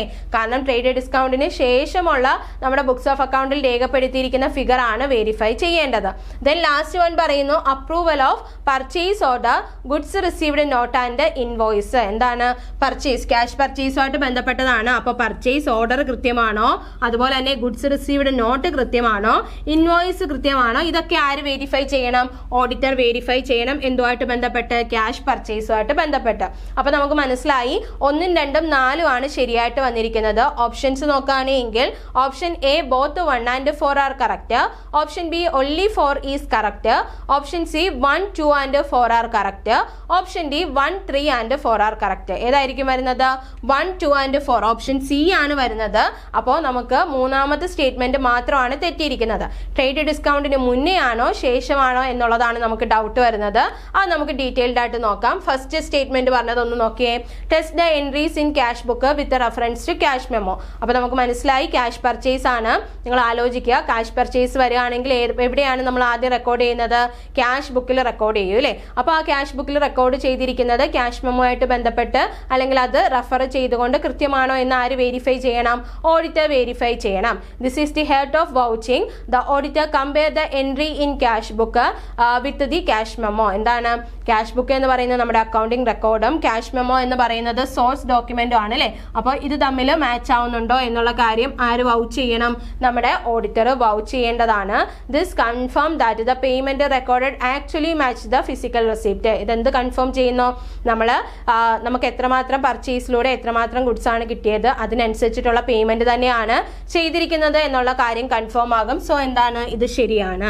2 പറയുന്നു amount after trade discount has been shown in the books. നമ്മുടെ ബുക്സ് ഓഫ് അക്കൗണ്ടിൽ ട്രേഡ് ഡിസ്കൗണ്ടിന് ശേഷമുള്ളതാണ് എന്ത് ചെയ്യേണ്ടത്? ചെക്ക് ചെയ്യേണ്ടത്. In accounting trade discount are deducted from the list price before transaction is recorded. എന്താണ് ട്രേഡ് ഡിസ്കൗണ്ട് എന്ന് പറയുന്നത്? നമ്മുടെ ലിസ്റ്റ് പ്രൈസിൽ നിന്ന് കുറച്ചിട്ടാണ് തരുന്നത്. അതുകൊണ്ട് തന്നെ നമ്മുടെ ബുക്സ് ഓഫ് അക്കൗണ്ടിൽ രേഖപ്പെടുത്തുമ്പോൾ ആ കുറച്ചിട്ടുള്ള നെറ്റ് ഫിഗർ മാത്രമാണ് നമ്മൾ രേഖപ്പെടുത്തുന്നത് അല്ലേ? അതുകൊണ്ട് തന്നെ എന്താണ് ട്രേഡ് ഡിസ്കൗണ്ടിന് ശേഷമാണ് എന്ത് രേഖപ്പെടുത്തുന്നത്? ആ ഒരു എമൗണ്ട് നമ്മൾ രേഖപ്പെടുത്തുന്നത്. The book should only reflect the net amount. കാരണം അവിടെ നമുക്ക് ആ ഒരു എമൗണ്ട് കുറച്ചതിന് ശേഷമാണ് റെസിപ്റ്റ് അല്ലെങ്കിൽ ആ ഒരു ഡിസ്കൗണ്ട് ചെയ്തതിന് ശേഷമുള്ള ഫിഗർ ആണ് നമ്മൾ എവിടെ കാണിക്കുന്നത്? ബുക്സ് ഓഫ് അക്കൗണ്ടിൽ കാണിക്കുന്നത്. അപ്പോൾ ട്രേഡ് ഡിസ്കൗണ്ടും ക്യാഷ് ഡിസ്കൗണ്ടും തമ്മിലുള്ള വ്യത്യാസം നമ്മൾ മനസ്സിലാക്കണം. ട്രേഡ് ഡിസ്കൗണ്ട് എന്ന് പറയുന്നത് ലിസ്റ്റ് പ്രൈസിൽ നിന്ന് കുറച്ചിട്ടാണ് വരുന്നത്. അതുകൊണ്ട് തന്നെ നമ്മുടെ ബുക്സ് ഓഫ് അക്കൗണ്ടിൽ ട്രേഡ് ഡിസ്കൗണ്ട് എത്രയാണ് എന്ന് കാണിക്കുന്നില്ല. കാരണം ആ നെറ്റ് എമൗണ്ട് ആണ് നമ്മുടെ റെക്കോർഡിൽ വരുന്നത്. അതായത് കുറച്ചിട്ടുള്ള ഫിഗർ ആണ് വരുന്നത്. പിന്നീട് ആ എമൗണ്ട് എടുത്ത് കാണിക്കേണ്ട ആവശ്യമില്ല. ഓൾറെഡി കുറച്ചിട്ടുള്ള ഫിഗർ ആണ് വരുന്നത്. അതുകൊണ്ട് തന്നെ ആഫ്റ്റർ ട്രേഡ് ഡിസ്കൗണ്ട് എമൗണ്ട് ആണ് നമ്മൾ എന്ത് ചെയ്യേണ്ടത്? വെരിഫൈ ചെയ്യേണ്ടത്. If the gross amount is shown the expenses and asset would be overstated. നമ്മൾ ആ ഗ്രോസ് എമൗണ്ട് ആണ് കാണിക്കുന്നത് എങ്കിൽ നമ്മുടെ എക്സ്പെൻസും അതുപോലെ തന്നെ അസറ്റും ഓവർ സ്റ്റേറ്റഡ് ആയിട്ടാണ് കാണിക്കുന്നത്. അതുകൊണ്ട് തന്നെ അത് അങ്ങനെയല്ല കാണിക്കുന്നത്. നെറ്റ് എമൗണ്ട് ആണ് ട്രേഡ് ഡിസ്കൗണ്ടുമായിട്ട് ബന്ധപ്പെട്ട് കാണിക്കുന്നത്. അത് ഓർത്തിരിക്കുക. ഈ ഒരു സംഭവം നിങ്ങൾക്ക് മനസ്സിലായിട്ടുണ്ടെങ്കിൽ തേർഡ് സ്റ്റേറ്റ്മെന്റ് ഇൻകറക്റ്റ് ആണ് എന്ന് നമുക്ക് മനസ്സിലാവും. അവിടെ എന്താണ്? ബിഫോർ ട്രേഡ് ആണ് പറഞ്ഞത്. ബിഫോർ ട്രേഡ് ഡിസ്കൗണ്ട് എന്നാണ് പറഞ്ഞത്. അതുകൊണ്ട് തന്നെ എന്താണ്? ആ ഒരു സ്റ്റേറ്റ്മെന്റ് തെറ്റാണ്. രണ്ടാമത്തെ സ്റ്റേറ്റ്മെന്റ് ആണ് ശരിയായിട്ട് വരുന്നത്. ദെൻ നാലാമത്തെ സ്റ്റേറ്റ്മെന്റിൽ നമ്മൾ എന്താ പറഞ്ഞത്? Approval of purchase order, goods received note and invoice. എന്താണ്? It verify the internal control aspect. The auditor check for purchase order. നമ്മുടെ purchase order, goods received note, invoice ഇതൊക്കെ എന്തുമായിട്ട്? ക്യാഷ് പർച്ചേസുമായിട്ട് ബന്ധപ്പെട്ട് നമ്മുടെ ഓഡിറ്റർക്ക് വെരിഫൈ ചെയ്യേണ്ട ഐറ്റംസ് ആണ്. ഇനി ഞാൻ 2 ടേമും കൂടെ നിങ്ങൾക്ക് വേണ്ടിയിട്ട് ഒന്നുകൂടെ പരിചയപ്പെടുത്തുന്നുണ്ട്. എന്താണ് ട്രേഡ് ഡിസ്കൗണ്ട്?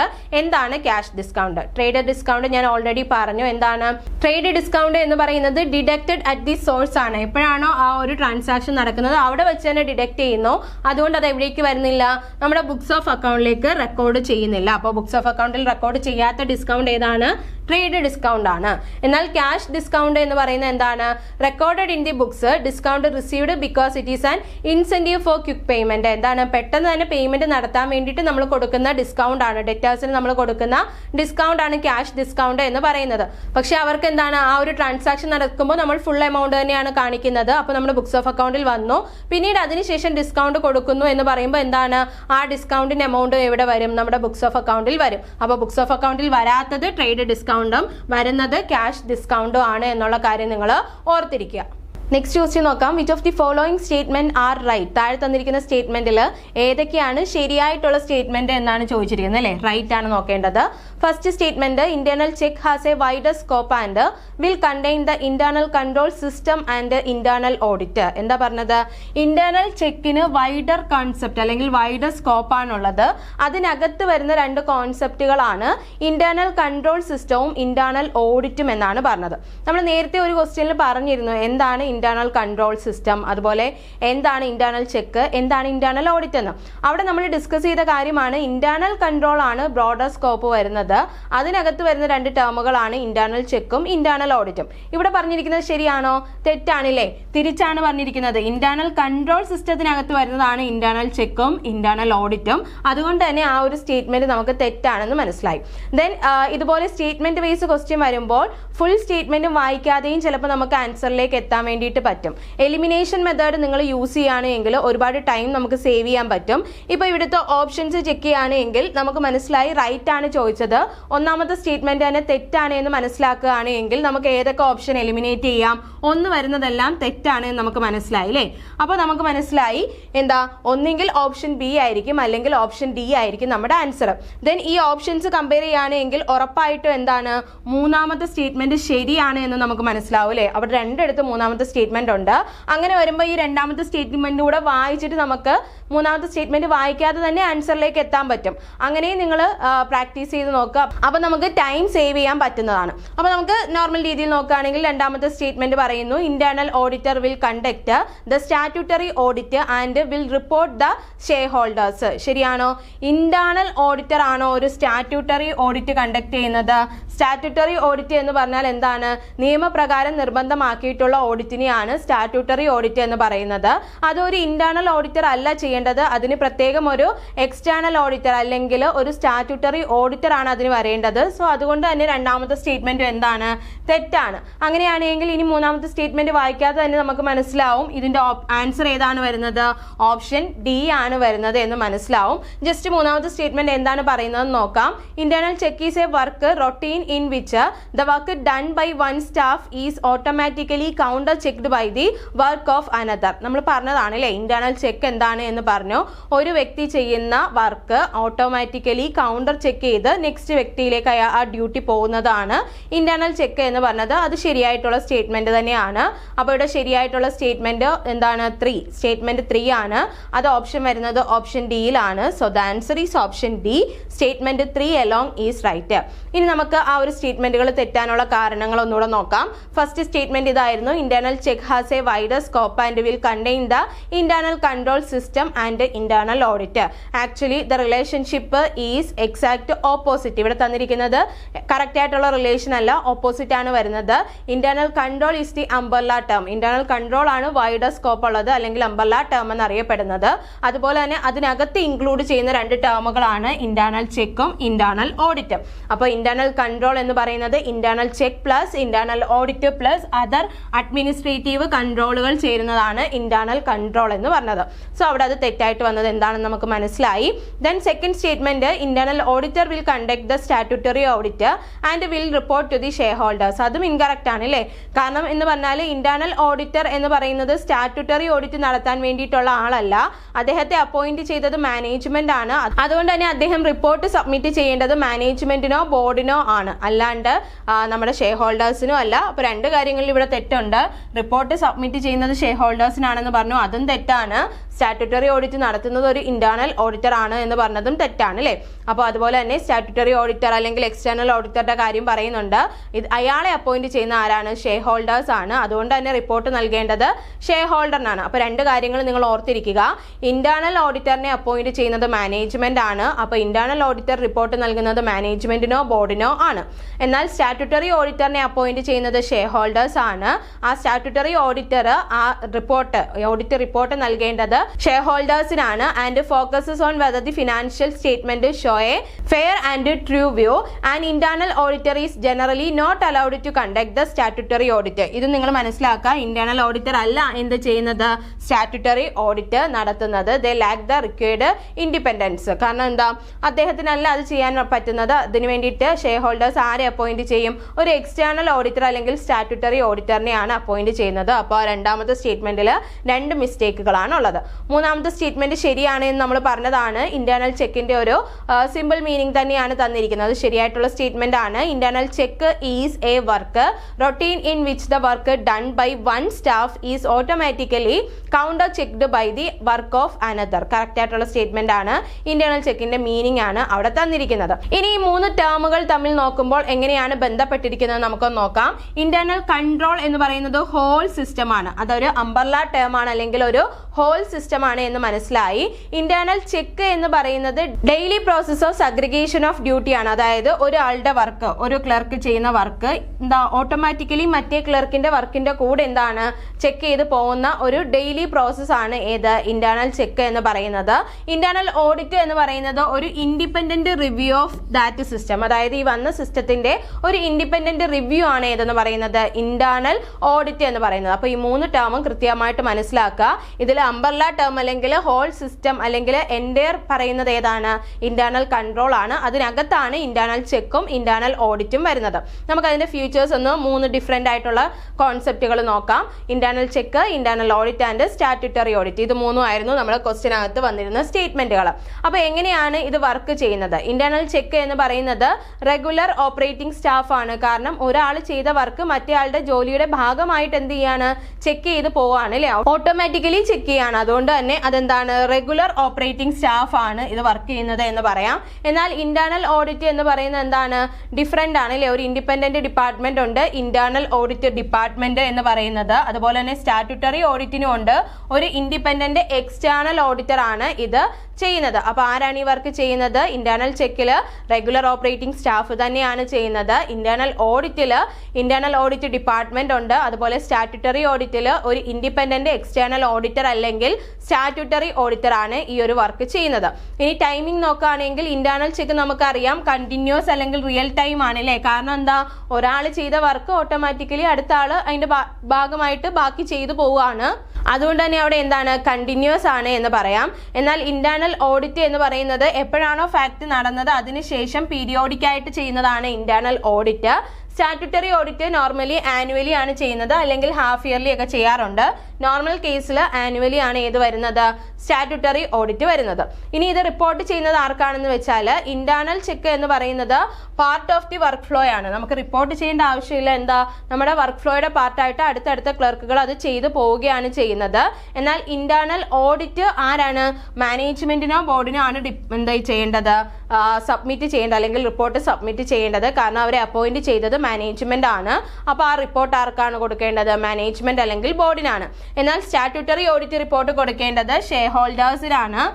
അവിടെ അഡ്മിറ്റ് ചെയ്യുന്നതും ആര് തന്നെയാണ്? ഷെയർ ഹോൾഡേഴ്സ് ആണ്. ഇനി ഇതിന്റെയൊക്കെ മെയിൻ ലക്ഷ്യമാണ് ചോദിച്ചിരിക്കുന്നത്. ഇന്റേണൽ ചെക്ക് എന്ന് പറയുന്നത് ഇറേഴ്സും ഫ്രോഡും ഒക്കെ പ്രിവെന്റ് ചെയ്യാൻ വേണ്ടിയിട്ടാണ്. Prevention of errors or fraud ആണ് പറയുന്നത്.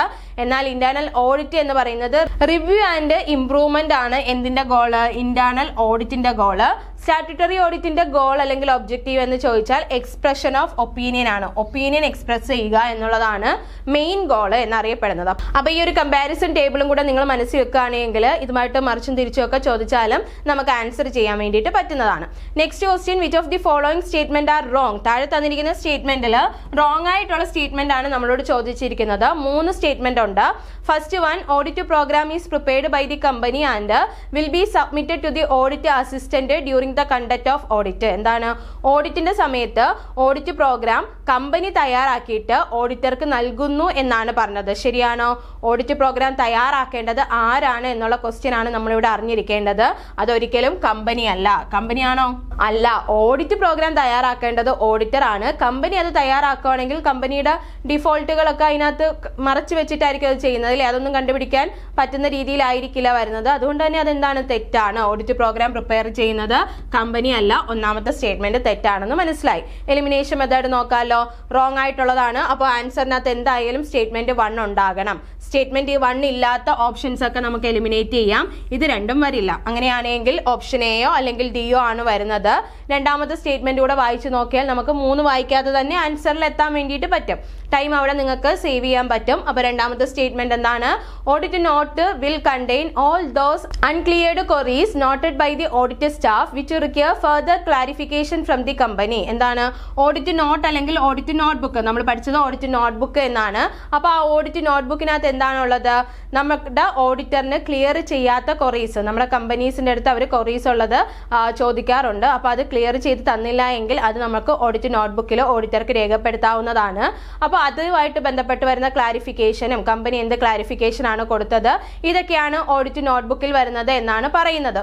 ശരിയല്ലേ? ഇതൊക്കെ തന്നെയാണ് ഓഡിറ്റ് നോട്ട് ബുക്കിൽ വരുന്നത്. അപ്പോൾ സ്റ്റേറ്റ്മെന്റ് 2 കറക്റ്റ് ആണ്.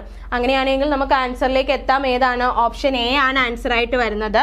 ഇവിടെ നമുക്ക് സ്റ്റേറ്റ്മെന്റ് 3 എന്താണെന്ന് നോക്കാം. Audit working paper will be preserved by the auditor for the reasonable period of time. എന്താണ് ഓഡിറ്റ് വർക്കിംഗ് പേപ്പർ ആര് സൂക്ഷിക്കണം? പ്രിസർവ്ഡ് ബൈ ദി ഓഡിറ്റർ ഇല്ലേ?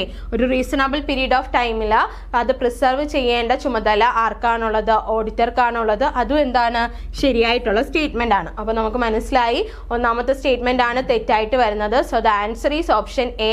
Statement 1 alone is wrong. ഇനി നമുക്ക് അതിന്റെ എക്സ്പ്ലനേഷൻ നോക്കാം. ഫസ്റ്റ് സ്റ്റേറ്റ്മെന്റ് പറഞ്ഞത് എന്തായിരുന്നു? Audit programme is prepared by the company and will be submitted to the audit assistant during the conduct of audit എന്നാണ് പറഞ്ഞത്. ഇവിടെ എന്താണ് തെറ്റ് എന്ന് നമുക്ക് മനസ്സിലായില്ലേ?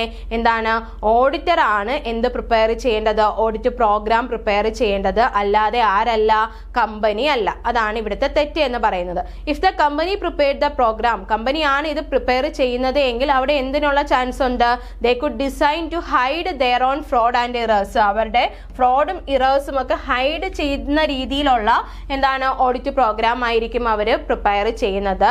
അതുകൊണ്ട് തന്നെ നമുക്ക് എന്താണ് ഇൻഡിപെൻഡൻസിയും ഒബ്ജക്റ്റിവിറ്റിയും ഒക്കെ മെയിൻറ്റെയിൻ ചെയ്യാൻ വേണ്ടിയിട്ട് ഇതാരാണ് പ്രിപ്പയർ ചെയ്യേണ്ടത്? ഓഡിറ്റർ ആണ് ചെയ്യേണ്ടത്. സോ ഫസ്റ്റ് സ്റ്റേറ്റ്മെന്റ് അവിടെ റോങ് ആണ്.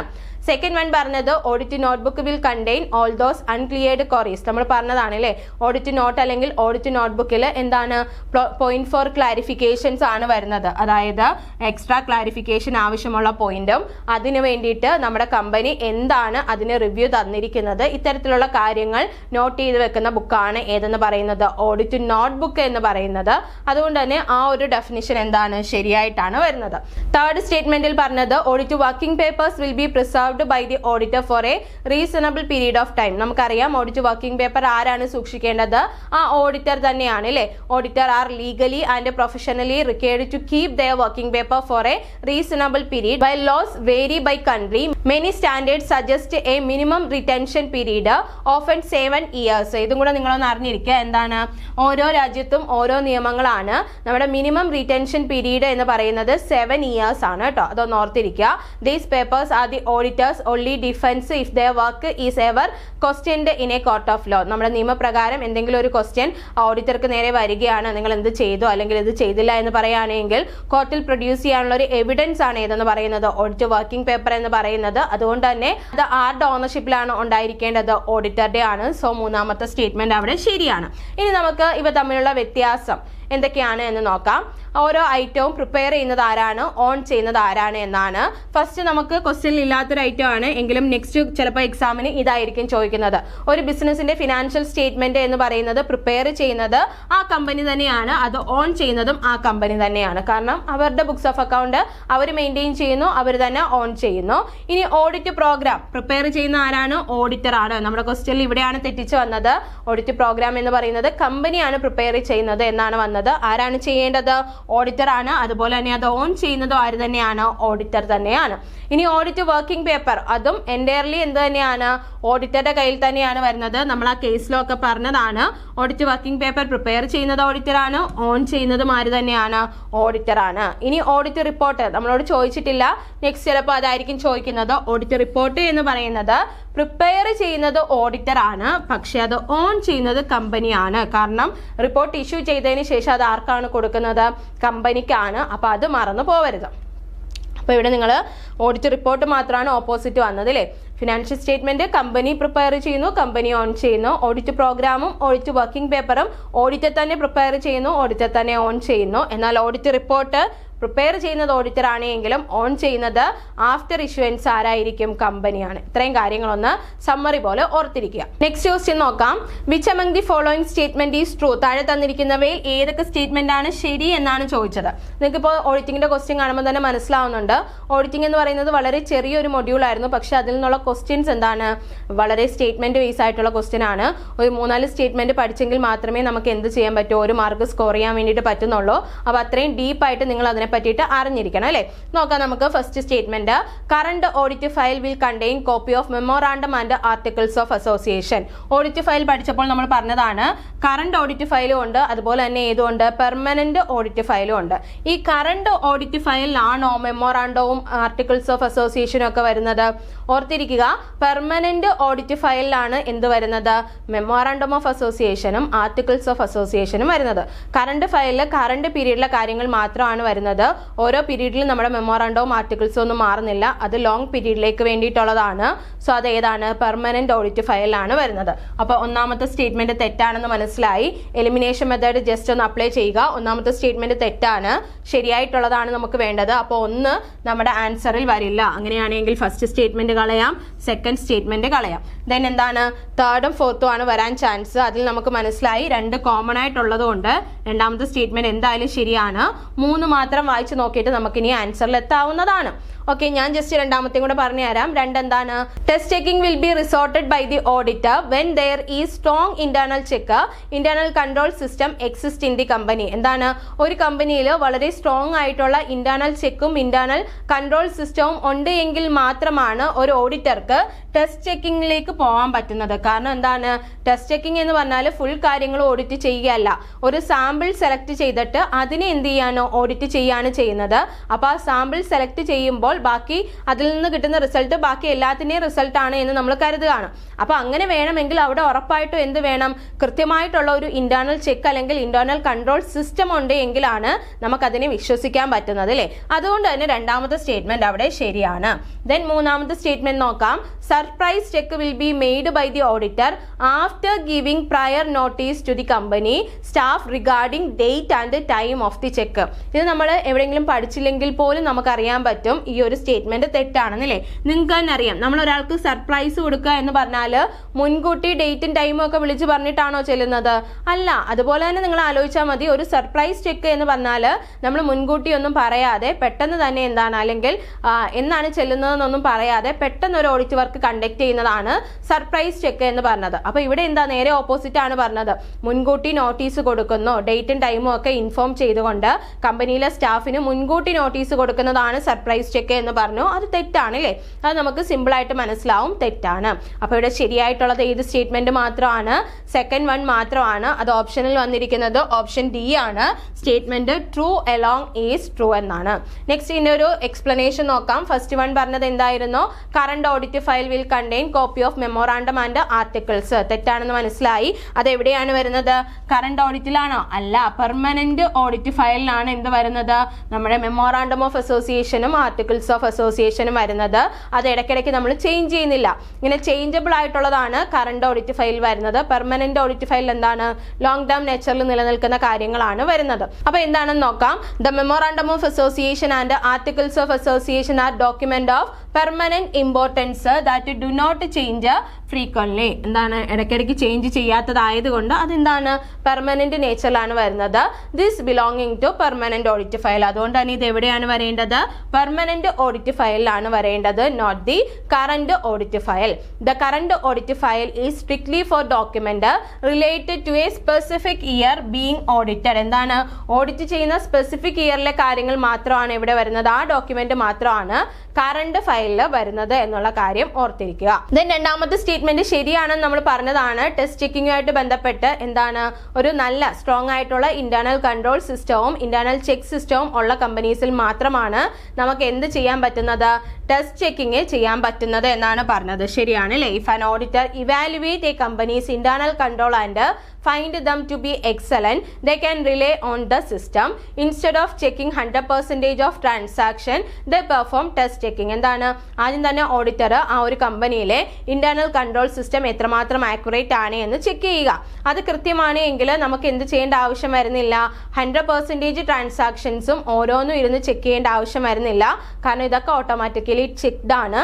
ടെസ്റ്റ് ചെക്കിംഗ് വഴി എന്ത് ചെയ്യാം, ആ ഒരു പ്രവൃത്തി കംപ്ലീറ്റ് ചെയ്യാവുന്നതാണ്. If the system is strong, the sample should be accurately reflected the whole. എന്താണ് നമ്മുടെ സിസ്റ്റം സ്ട്രോങ് ആണ്, ഇന്റേണൽ കൺട്രോൾ സിസ്റ്റം സ്ട്രോങ് ആണ് എങ്കിൽ നമ്മൾ എടുക്കുന്ന സാമ്പിൾ എന്ന് പറയുന്നത് ആ ഒരു ഫുൾ കാര്യത്തിനെയും റെപ്രസെന്റ് ചെയ്യുന്ന, കൃത്യമായിട്ട് ആക്യുറേറ്റ് ആയിട്ട് റെപ്രസെന്റ് ചെയ്യുന്നതായിരിക്കും.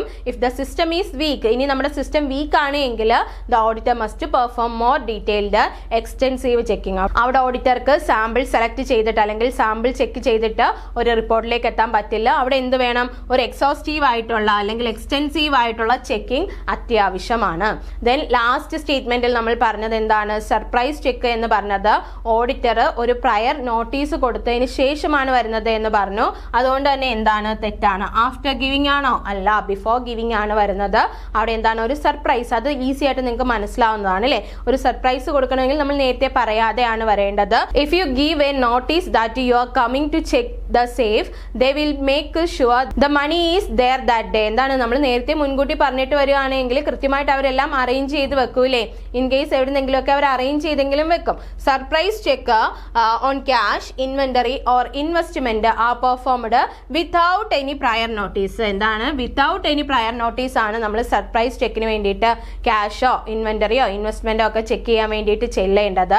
This ensure the auditor see the state of the business as it normally exit, preventing staff from cleaning up discrepancies before the auditor arrive. എന്താണ് നമുക്ക് അങ്കിൽ മാത്രമേ വിത്തൗട്ട് പ്രയർ നോട്ടീസ് അവിടെ ചെന്നെങ്കിൽ മാത്രമേ എന്താണ് ആ ബിസിനസ്സിൽ ഇപ്പൊ നടക്കുന്നത് എന്നും അതുപോലെ തന്നെ അതൊക്കെ ആ ഒരു വൃത്തിയാക്കി വെക്കാനുള്ള, വൃത്തിയാക്കുക എന്ന് പറഞ്ഞാൽ എന്താ ക്യാഷിന്റെ ഷോർട്ടേജോ എന്തെങ്കിലുമൊക്കെ ഷോർട്ടേജോ എക്സ്ട്രാ ഒക്കെ ഉണ്ടെങ്കിൽ അതൊക്കെ വെക്കുകയും ചെയ്യുന്നതൊക്കെ തടയാൻ വേണ്ടിയിട്ടൊക്കെ നമുക്ക് പറ്റത്തുള്ളൂ. അതുകൊണ്ട് തന്നെ എന്താണ് പ്രയർ നോട്ടീസ് ഇല്ലാതെയാണ് എന്ത് നടത്തേണ്ടത്, സർപ്രൈസ് ചെക്ക് നടത്തേണ്ടത്. ഇനി നമുക്ക് ആ പെർമനന്റ് ഓഡിറ്റ് ഫയലും കറണ്ട് ഓഡിറ്റ് ഫയലിന്റെ ഒക്കെ കീ റൂളുകൾ നോക്കാം. പെർമനന്റ് ഓഡിറ്റ് ഫയൽ എന്ന് പറയുന്നത് for document that stay relevant for many years, ഒരുപാട് വർഷം റിലവന്റ് ആയിട്ട് ഫ്രീക്വന്റ് ആയിട്ട് ഇരിക്കുന്ന, അതായത് മാറ്റമില്ലാതെ തുടരുന്ന കാര്യങ്ങളാണ് പെർമനന്റ് ഫയലിൽ വരുന്നത്. നമ്മുടെ memorandum of association, articles of association, legal agreement അല്ലെങ്കിൽ ലീസ് എഗ്രിമെന്റ്, ഇതുപോലെ വരുന്ന ലോങ് ഇയേഴ്സിലേക്ക് വേണ്ടിയിട്ടുള്ള കാര്യങ്ങളൊക്കെ പെർമനന്റ് ഫയലിലാണ് വരുന്നത്. എന്നാൽ കറണ്ട് ഫയൽ എന്തായിരിക്കും, കറണ്ട് ഫിനാൻഷ്യൽ ഇയറിലെ ഡോക്യുമെന്റ് ആയിരിക്കും വരുന്നത്. For document specified to the current financial year ആണ് വരുന്നത്. ടെസ്റ്റ് ചെക്കിംഗ് ആയിരുന്നു പിന്നീട് പറഞ്ഞത്. ടെസ്റ്റ് ചെക്കിംഗ് എന്ന് പറയുന്നത് സെലക്റ്റീവ് വെരിഫിക്കേഷൻ ആണ് വരുന്നത്. ഫുൾ കാര്യങ്ങളും ഡീറ്റെയിൽഡ് ആയിട്ട് നോക്കാണ്ട് സെലക്ട് ചെയ്തിട്ടുള്ള സാമ്പിളിനെ സെലക്ട് ചെയ്ത് അതിനെ ചെക്ക് ചെയ്യുന്നതാണ് ടെസ്റ്റ് ചെക്കിംഗ് എന്ന് പറഞ്ഞത്. അവിടെ എന്തുണ്ടായിരിക്കണം, നമുക്കൊരു ബെസ്റ്റ് ആയിട്ടുള്ള ഇന്റേണൽ കൺട്രോൾ സിസ്റ്റം അല്ലെങ്കിൽ സൗണ്ട് ആയിട്ടുള്ള ഇന്റേണൽ കൺട്രോൾ സിസ്റ്റം ഉണ്ടെങ്കിൽ മാത്രമേ ടെസ്റ്റ് ചെക്കിംഗ് നമുക്ക് റിലയബിൾ ആണ് എന്ന് പറയാൻ പറ്റൂ. ദെൻ ലാസ്റ്റ് നമ്മൾ പറഞ്ഞത് സർപ്രൈസ് ചെക്ക് ആണ്. സർപ്രൈസ് ചെക്ക് എന്ന് പറയുന്നത് പ്രയർ നോട്ടീസ് ഇല്ലാതെ ഇല്ലേ, അൺഅനൗൺസ്ഡ് ഇൻസ്പെക്ഷൻ ആണ്. അനൗൺസ് ചെയ്യാത്തത് എന്നാണ് അല്ലേ, നമ്മൾ ആരോടും പറയാതെ ഇൻസ്പെക്ഷൻ നടത്തുകയാണ് ചെയ്യുന്നത്. അതുവഴി ഫ്രോഡും നോൺ കംപ്ലൈൻസും ഒക്കെ കണ്ടുപിടിക്കാൻ വേണ്ടിയിട്ടാണ് സർപ്രൈസ് ചെക്ക് ചെയ്യുന്നത്. അപ്പൊ 4 ടേമുകളും കൃത്യമായിട്ട് മനസ്സിലാക്കി വെക്കുക. നെക്സ്റ്റ് ക്വസ്റ്റ്യൻ ഇതാണ്, which among the following statement are correct. താഴെ തന്നിരിക്കുന്നവയിൽ ഏതൊക്കെ സ്റ്റേറ്റ്മെന്റുകളാണ് ശരി എന്നാണ് ചോദിച്ചിരിക്കുന്നത്. First one, original purchase invoice, counter foil of check book, counter foil of paying slip etcetera are the examples of primary vouchers. എന്താണ് voucher? Voucher എന്ന് പറയുമ്പോൾ source document ആണ്. കുറച്ച് സോഴ്സ് ഡോക്യുമെന്റുകൾ തന്നെയാണ് ഇവിടെ പറഞ്ഞിരിക്കുന്നത്. ഇപ്പോൾ ഒറിജിനൽ പർച്ചേസ് ഇൻവോയ്സും കൗണ്ടർ ഫോയിൽ ഓഫ് ചെക്ക് ബുക്കും കൗണ്ടർ ഫോയിൽ ഓഫ് പേയിങ് സ്ലിപ്പും ഒക്കെ എന്ത് തന്നെയാണ്, പ്രൈമറി വൗച്ചേഴ്സ് തന്നെയാണ്. ഒന്ന് ശരിയാണ്. എലിമിനേഷൻ മെത്തേഡ് നോക്കാമല്ലോ. ഒന്ന് ശരിയാണ്, കറക്റ്റ് ആയിട്ടുള്ളതാണ് രേഖപ്പെടുത്താൻ പറഞ്ഞിരിക്കുന്നത്. അപ്പോൾ ഉറപ്പായിട്ടും നമ്മുടെ ആൻസറിൽ ഒന്നുണ്ടാകും. ഒന്നില്ലാത്ത ആൻസേഴ്സ് നമുക്ക് അവോയ്ഡ് ചെയ്യാൻ പറ്റുന്നതാണ്. അപ്പോൾ ഒന്നില്ലാത്ത ഒരു ആൻസർ മാത്രമേ ഉള്ളായിരുന്നു, അത് നമ്മൾ കളഞ്ഞു. ഒരു ഓപ്ഷനേ ഉള്ളായിരുന്നു, അത് കളഞ്ഞു. ഇനി നമുക്ക് രണ്ടാമത്തെ സ്റ്റേറ്റ്മെന്റ് നോക്കാം. Vouching of cash book involves checking the documentary evidence of all depreciation charge, debit not and credit note. എന്താണ്? ക്യാഷ് ബുക്കിന്റെ വൗച്ചിങ് ആണ് പറയുന്നത്. അപ്പോൾ ക്യാഷ് ബുക്കിന്റെ വൗച്ചിങ് എന്ന് പറയുമ്പോൾ ക്യാഷ് ട്രാൻസാക്ഷൻസ് ആണ് അവിടെ വരേണ്ടത്. അപ്പോൾ ഇവിടെ എന്താ പറഞ്ഞത്? ഡോക്യുമെന്ററി എവിഡൻസ് പരിശോധിക്കുന്നു എന്ന് പറയുന്നത് ശരിയാണ്. പക്ഷെ അത് എന്തിനെ പറ്റിയിട്ടൊക്കെ ഉള്ളതാണ്? ഡിപ്രീസിയേഷൻ ചാർജും ഡെബിറ്റ് നോട്ടും ക്രെഡിറ്റ് നോട്ടും ഒക്കെ ആണ് അല്ലേ. ഇവിടെ എവിടെയെങ്കിലും ക്യാഷ് ട്രാൻസാക്ഷൻ ആണോ വരുന്നത്? അല്ല. ക്യാഷ് ബുക്കിൽ നമ്മൾ ക്യാഷിന്റെ റെസീറ്റ് ആൻഡ് പേയ്മെന്റ് ആണ് ചെയ്യുന്നത്. ഡിപ്രീസിയേഷൻ ചാർജ് ചെയ്യുന്നതോ ഡെബിറ്റ് നോട്ട് ക്രെഡിറ്റ് നോട്ട്, അതായത് ക്രെഡിറ്റ് സെയിൽസും ക്രെഡിറ്റ് പർച്ചേസും ഒക്കെ ആയിട്ട് ബന്ധപ്പെട്ട് വരുന്ന കാര്യങ്ങൾ ക്യാഷ് ബുക്കിൽ കാണുമോ? ഇല്ല. അപ്പൊ ക്യാഷ് ബുക്ക് വൗച്ച് ചെയ്യണമെങ്കിൽ ഇതൊന്നും അല്ല പരിശോധിക്കേണ്ടത്. സോ രണ്ടാമത്തെ സ്റ്റേറ്റ്മെന്റ് അവിടെ തെറ്റാണ്. അപ്പൊ രണ്ടാമത്തെ സ്റ്റേറ്റ്മെന്റ് തെറ്റാണെങ്കിൽ നമ്മുടെ ആൻസറിൽ 2 എന്ന് പറയുന്ന സ്റ്റേറ്റ്മെന്റ് കാണരുത്. അങ്ങനെയാണെങ്കിൽ ഇവിടെ 2 ഉണ്ട്, ഇവിടെയും 2 ഉണ്ട്. അപ്പൊ ഇതും നമ്മുടെ ആൻസറായി വരില്ല, ഇതും ആൻസറായി വരില്ല. നമ്മുടെ ആൻസർ ഏതാണ്? ഓപ്ഷൻ ബി ആണ്. മൂന്നാമത്തെ സ്റ്റേറ്റ്മെന്റ് വായിക്കാതെ തന്നെ നമുക്ക് മനസ്സിലായി മൂന്നാമത്തെ സ്റ്റേറ്റ്മെന്റ് ശരിയാണ് എന്ന്. എങ്കിലും നമുക്ക് മൂന്നാമത്തെ സ്റ്റേറ്റ്മെന്റ് ഒന്ന് നോക്കാം. Verification involves the confirmation of assets and liabilities that appear in the balance sheet. എന്താണ് വെരിഫിക്കേഷനകത്ത് എന്താണ് നടക്കുന്നത്? നമ്മുടെ ബാലൻസ് ഷീറ്റിൽ ഉള്ള എല്ലാ അസറ്റുകളും ലയബിലിറ്റീസും നമ്മുടെ ബിസിനസ്സിലുണ്ടോ എന്ന് കൺഫേം ചെയ്യുകയാണ് വെരിഫിക്കേഷനിലൂടെ. അതെന്താണ്?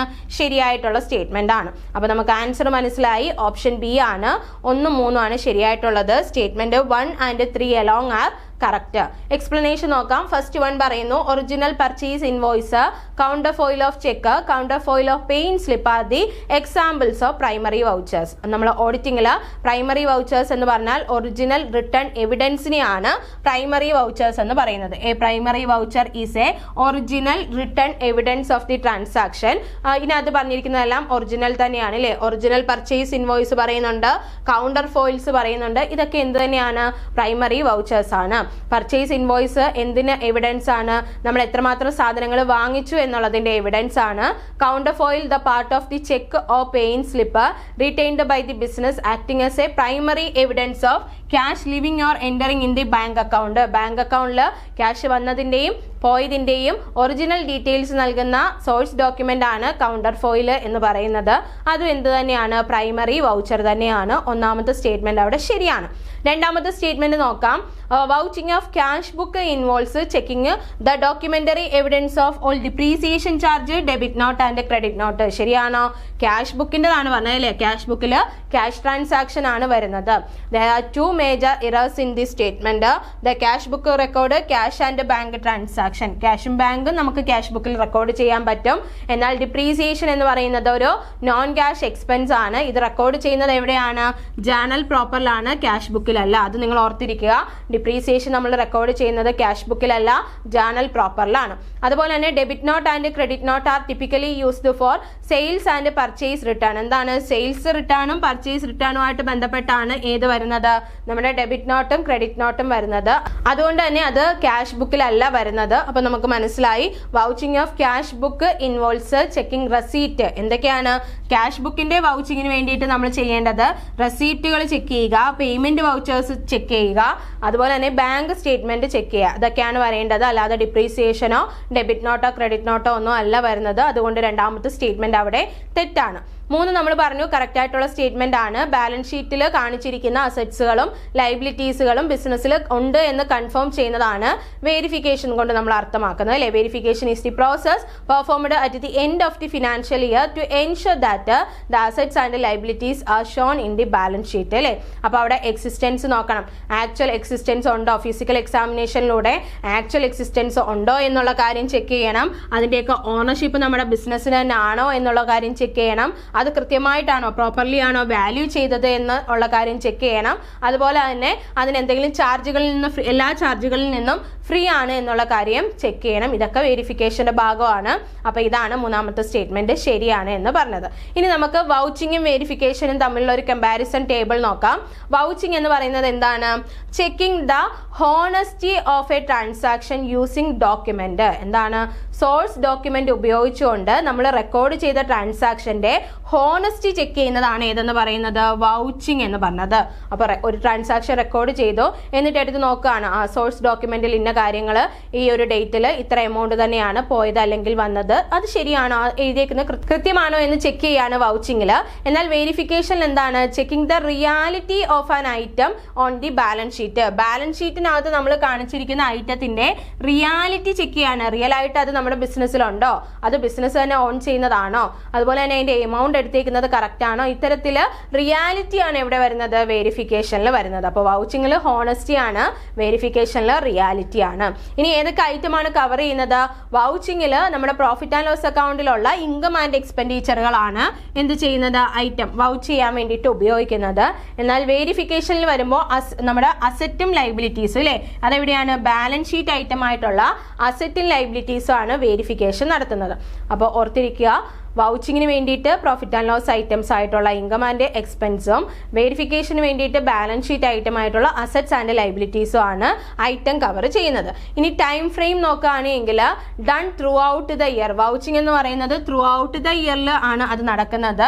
എന്നാൽ വെരിഫിക്കേഷൻ എന്ന് പറയുന്നത് at the end of the year, ആ ഒരു പർട്ടിക്കുലർ പീരീഡിന്റെ അവസാനമാണ് എന്ത് നടക്കുന്നത്? വെരിഫിക്കേഷൻ നടക്കുന്നത്. കാരണം ബാലൻസ് ഷീറ്റ് പ്രിപ്പയർ ചെയ്തതിന് ശേഷമാണ് എന്ത് നടക്കുന്നത്?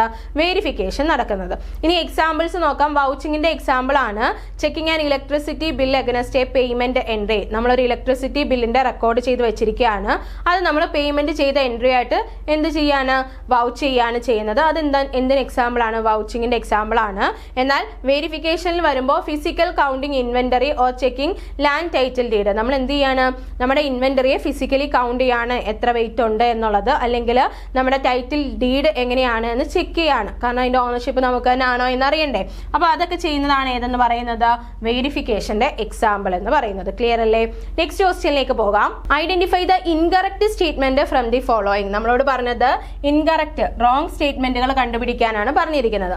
ഫസ്റ്റ് സ്റ്റേറ്റ്മെന്റ് ഇതാണ്: auditor appointed at the first annual general meeting of the company shall hold office four A continuous period of 20 years. ശരിയാണോ? കണ്ടിന്യൂസ് 20 പീരീഡിൽ ഒരു ഓഡിറ്റർ തന്നെയാണ് ആനുവൽ ജനറൽ മീറ്റിംഗിലൂടെ അപ്പോയിന്റ് ചെയ്യുന്നത് എന്നാണ് പറഞ്ഞത്. ശരിയാണോ? അങ്ങനെ നമ്മൾ പഠിച്ചിട്ടുണ്ടോ? ഇല്ല, അത് തെറ്റാണ്. നമ്മളൊരു ഓഡിറ്റർ പേഴ്സൺ, ഒരു വ്യക്തിയാണ് എങ്കിൽ 5 വർഷവും, ഒരു ഫേം ആണ് എങ്കിൽ 2 ടെന്യൂർ ആയിട്ട്, അതായത് 5 10 വർഷമാണ് വരുന്നത്. അതിൽ കൂടുതൽ കണ്ടിന്യൂസ് ആയിട്ട് ഇരിക്കാൻ പറ്റില്ല. അവർക്കൊരു റിലാക്സിങ് പീരീഡ് ഉണ്ടായിരിക്കുന്നതാണ് അല്ലേ. അല്ലാതെ കണ്ടിന്യൂസ് 20 വർഷവും ഒരാൾ തന്നെ അല്ലെങ്കിൽ ഒരു ഓഫീസർ തന്നെ ഓഡിറ്റർ ആയിട്ട് നമുക്ക് അപ്പോയിന്റ് ചെയ്യാൻ പറ്റില്ല. ഒന്നാമത്തെ സ്റ്റേറ്റ്മെന്റ് അവിടെ തെറ്റാണ്. അപ്പോൾ ഒന്നാമത്തെ സ്റ്റേറ്റ്മെന്റ് ഇൻകറക്റ്റ് ആണ് എന്ന് പറഞ്ഞു. ഇൻകറക്റ്റ് സ്റ്റേറ്റ്മെന്റ് ആണ് കണ്ടുപിടിക്കേണ്ടത്. അപ്പോൾ ഉറപ്പായിട്ടും നമ്മുടെ ആൻസറിനകത്ത് ഏതുണ്ടാകണം?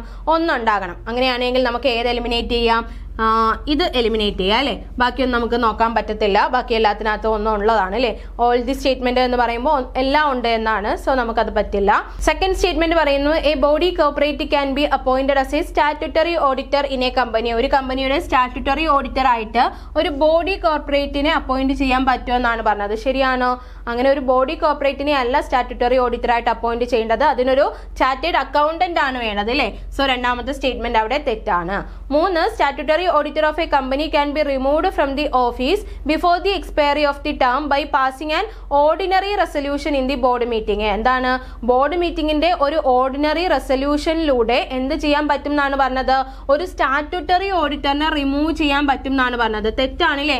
സ്റ്റാറ്റ്യൂട്ടറി ഓഡിറ്റർ എന്ന് പറയുമ്പോൾ നിയമപ്രകാരം വരുന്ന ഓഡിറ്റ് വർക്ക് ചെയ്യാൻ വരുന്ന ആളാണ്. അപ്പൊ അദ്ദേഹത്തെ റിമൂവ് ചെയ്യാൻ ഒരു നോർമൽ ഓർഡിനറി റെസൊല്യൂഷൻ പാസ്സാക്കിക്കൊണ്ട് പറ്റില്ല. അതിന് സ്പെഷ്യൽ റെസൊല്യൂഷൻ വേണം. സോ തേർഡ് സ്റ്റേറ്റ്മെന്റും തെറ്റാണ്. അപ്പൊ നമുക്ക് മനസ്സിലായി എല്ലാ സ്റ്റേറ്റ്മെന്റുകളും എന്ത് തന്നെയാണ്? ഇൻകറക്റ്റ് ആണ്. അങ്ങനെയാണെങ്കിൽ നമ്മുടെ ആൻസർ വരുന്നത് ഓപ്ഷൻ ഡി ആണ്. All statement are incorrect. ഇനി എന്തൊക്കെയാണ് തെറ്റ് എന്ന് നമുക്ക് നോക്കാം. ഫസ്റ്റിൽ പറഞ്ഞത് എന്താണ്? ഓഡിറ്ററിന്റെ ടെന്യൂർ എന്ന് പറയുന്നത് 20 years ആണ് എന്ന് പറഞ്ഞു. അത് തെറ്റാണ്. The law is much stricter regarding the auditor rotation to ensure the independence. എന്താണ്?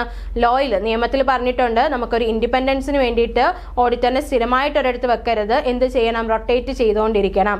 In most jurisdiction an individual auditor is appointed in the term of 5 years. Individual ഓഡിറ്ററിന് 5 കോൺസിക്യൂട്ടീവ് ഇയേഴ്സിലാണ് അതിനെ ഒരു ടേം എന്നാണ് പറയുന്നത് അവർക്ക് അപ്പോയിന്റ് ചെയ്യാൻ പറ്റുന്നതാണ്.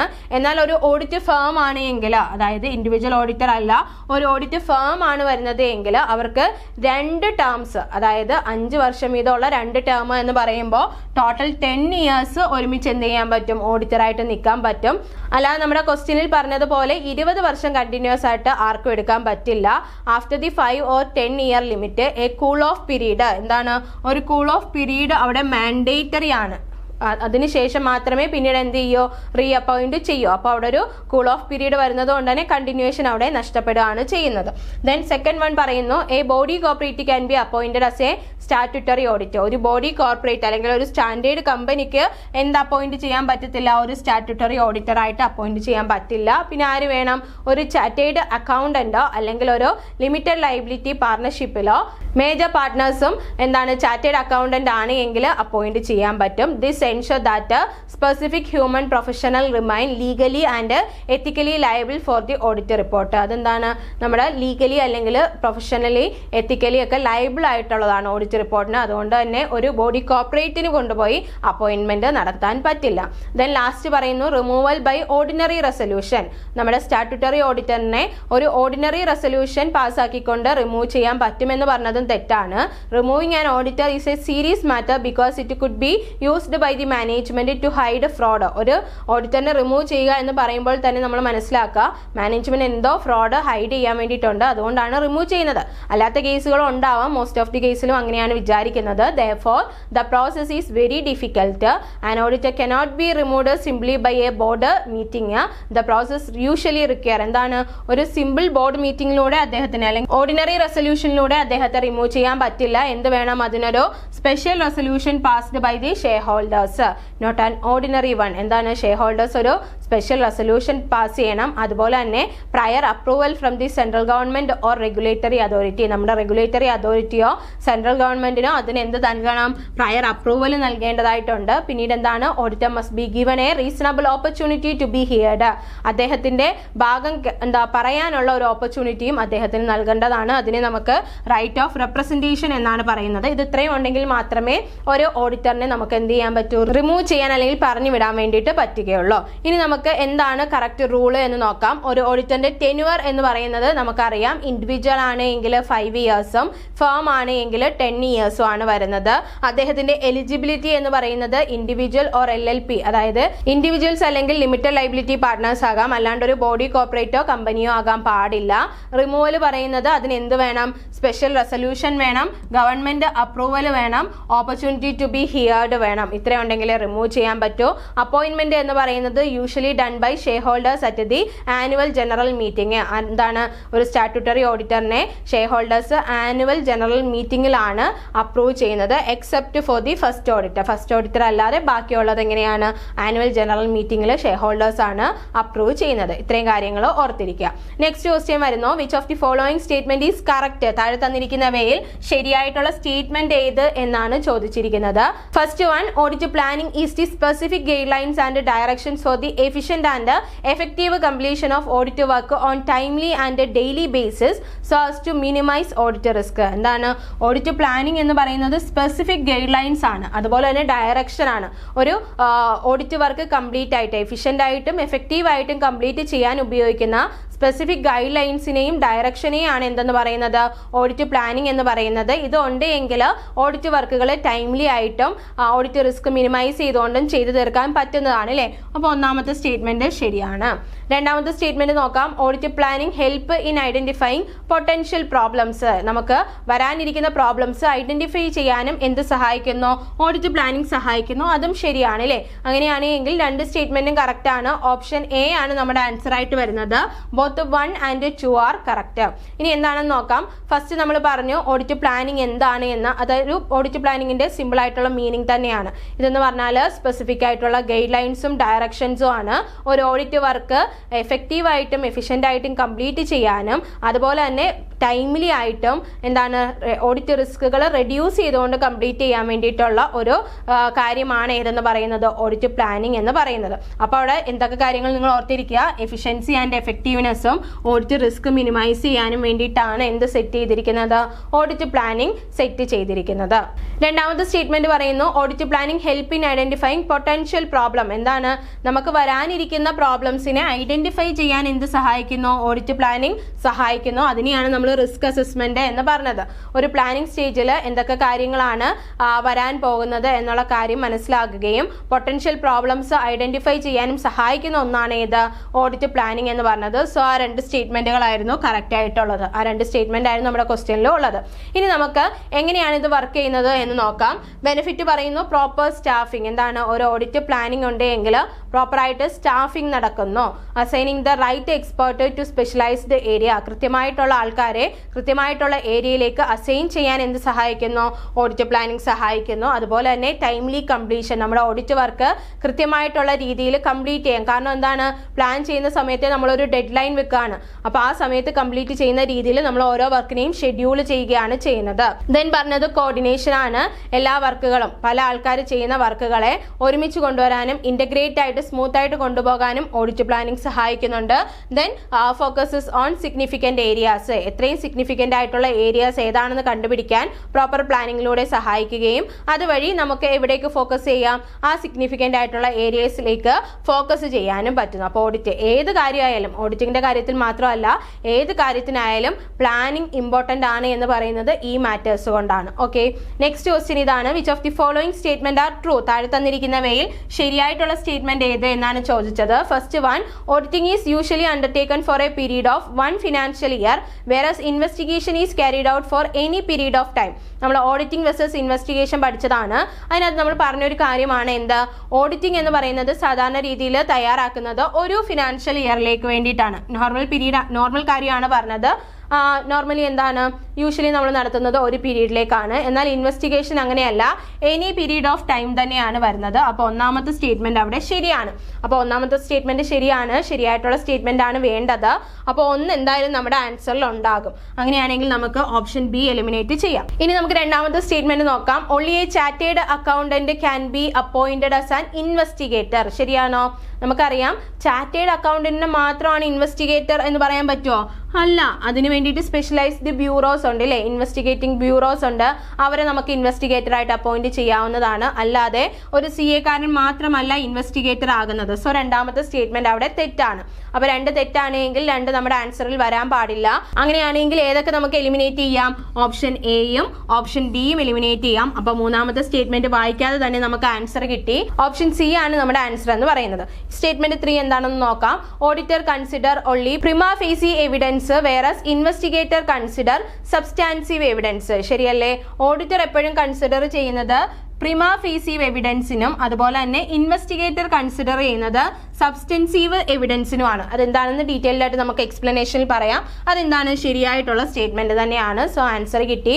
1ഉം 3ഉം ആണ് ശരിയായിട്ട് വരുന്നത്. Option C, statement 1 and 3 along are true. നമുക്ക് നോക്കാം. ഫസ്റ്റ് സ്റ്റേറ്റ്മെന്റ് പറഞ്ഞത് ഇതായിരുന്നു, auditor is for 1 financial year and investigation can be for any period. ശരിയല്ലേ? ഓഡിറ്റിംഗ് എന്ന് പറയുന്നത് പീരിയോഡിക്കലി ആണ് ചെയ്യുന്നത്. It is a periodic exercise typically conducted annually. Normally annually ആണ്. ഇന്ററിംഗ് ഓഡിറ്റ് ഒക്കെ ഉണ്ട്, എന്നാലും നോർമലി എന്താണ് കൺസിഡർ ചെയ്യുന്നത് ആനുവലി ആണ്.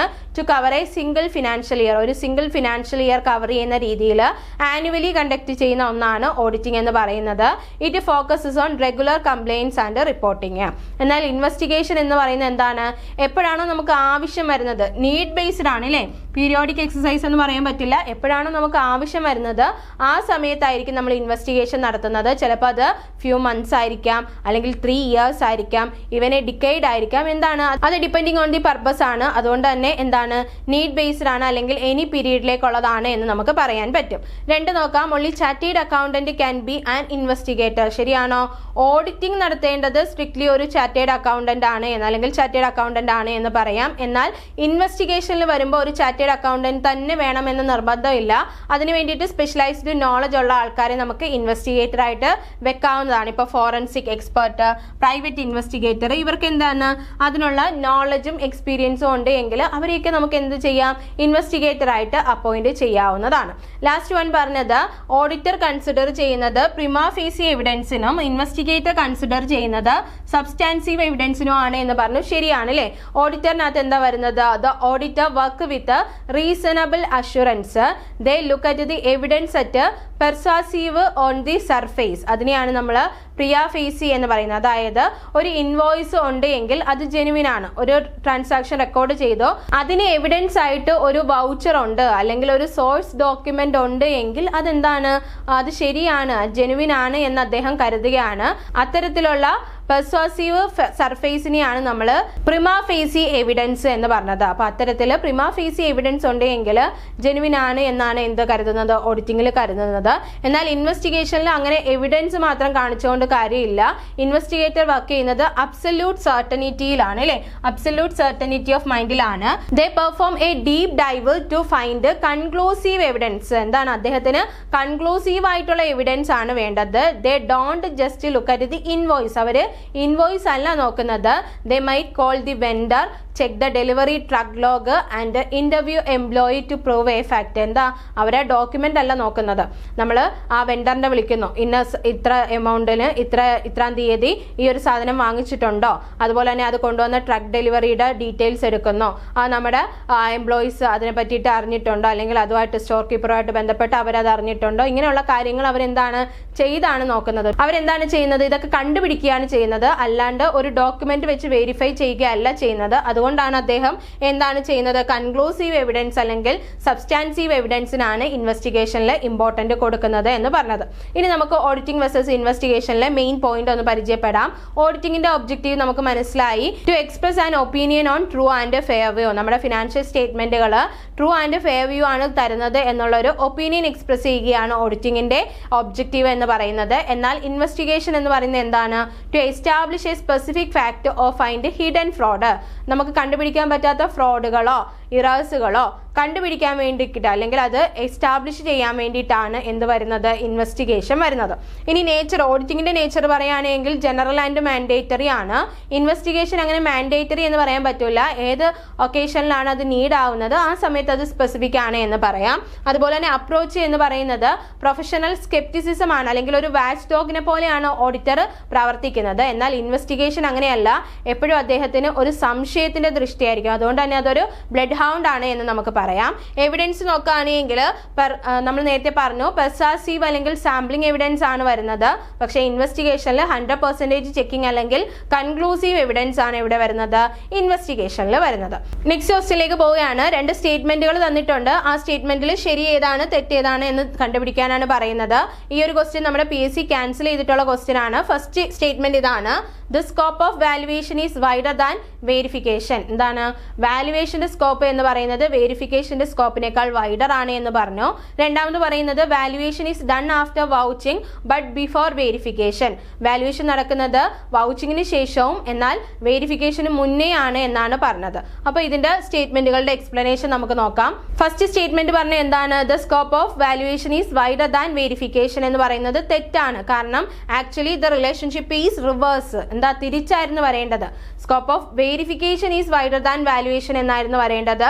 കാരണം വേരിഫിക്കേഷൻ എന്ന് പറയുന്നതാണ് വൈഡർ ടേം. അതിനകത്ത് വരുന്ന സെവറൽ സ്പെസിഫിക് ടെസ്റ്റുകളാണ് ഏതെന്ന് പറയുന്നത്, വാല്യുവേഷൻ എന്ന് പറയുന്നത്.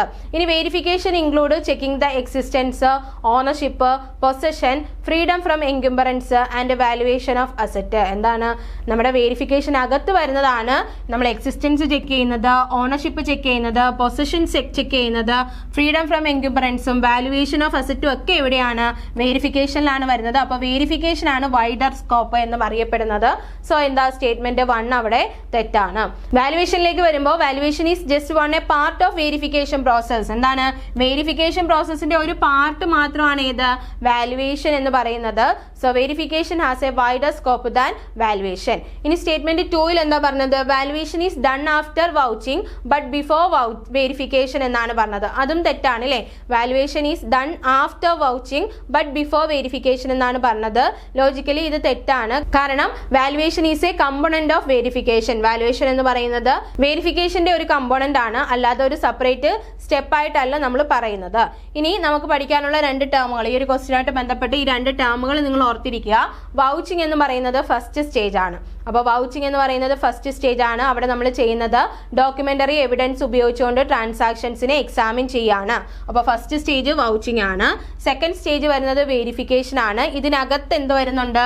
വാലുവേഷൻ വരുന്നുണ്ട്. ഈ കാര്യങ്ങൾ നിങ്ങൾക്ക് ഓർത്തിരിക്കാമെങ്കിൽ ഇതിന്റെ ആൻസർ ഈസി ആയിട്ട് ചെയ്യാം. അപ്പോൾ വെരിഫിക്കേഷൻ എന്ന് പറയുന്നത് അല്ലെങ്കിൽ വെരിഫിക്കേഷൻ അകത്ത് വരുന്ന ഒരു പാർട്ടാണ് വാലുവേഷൻ.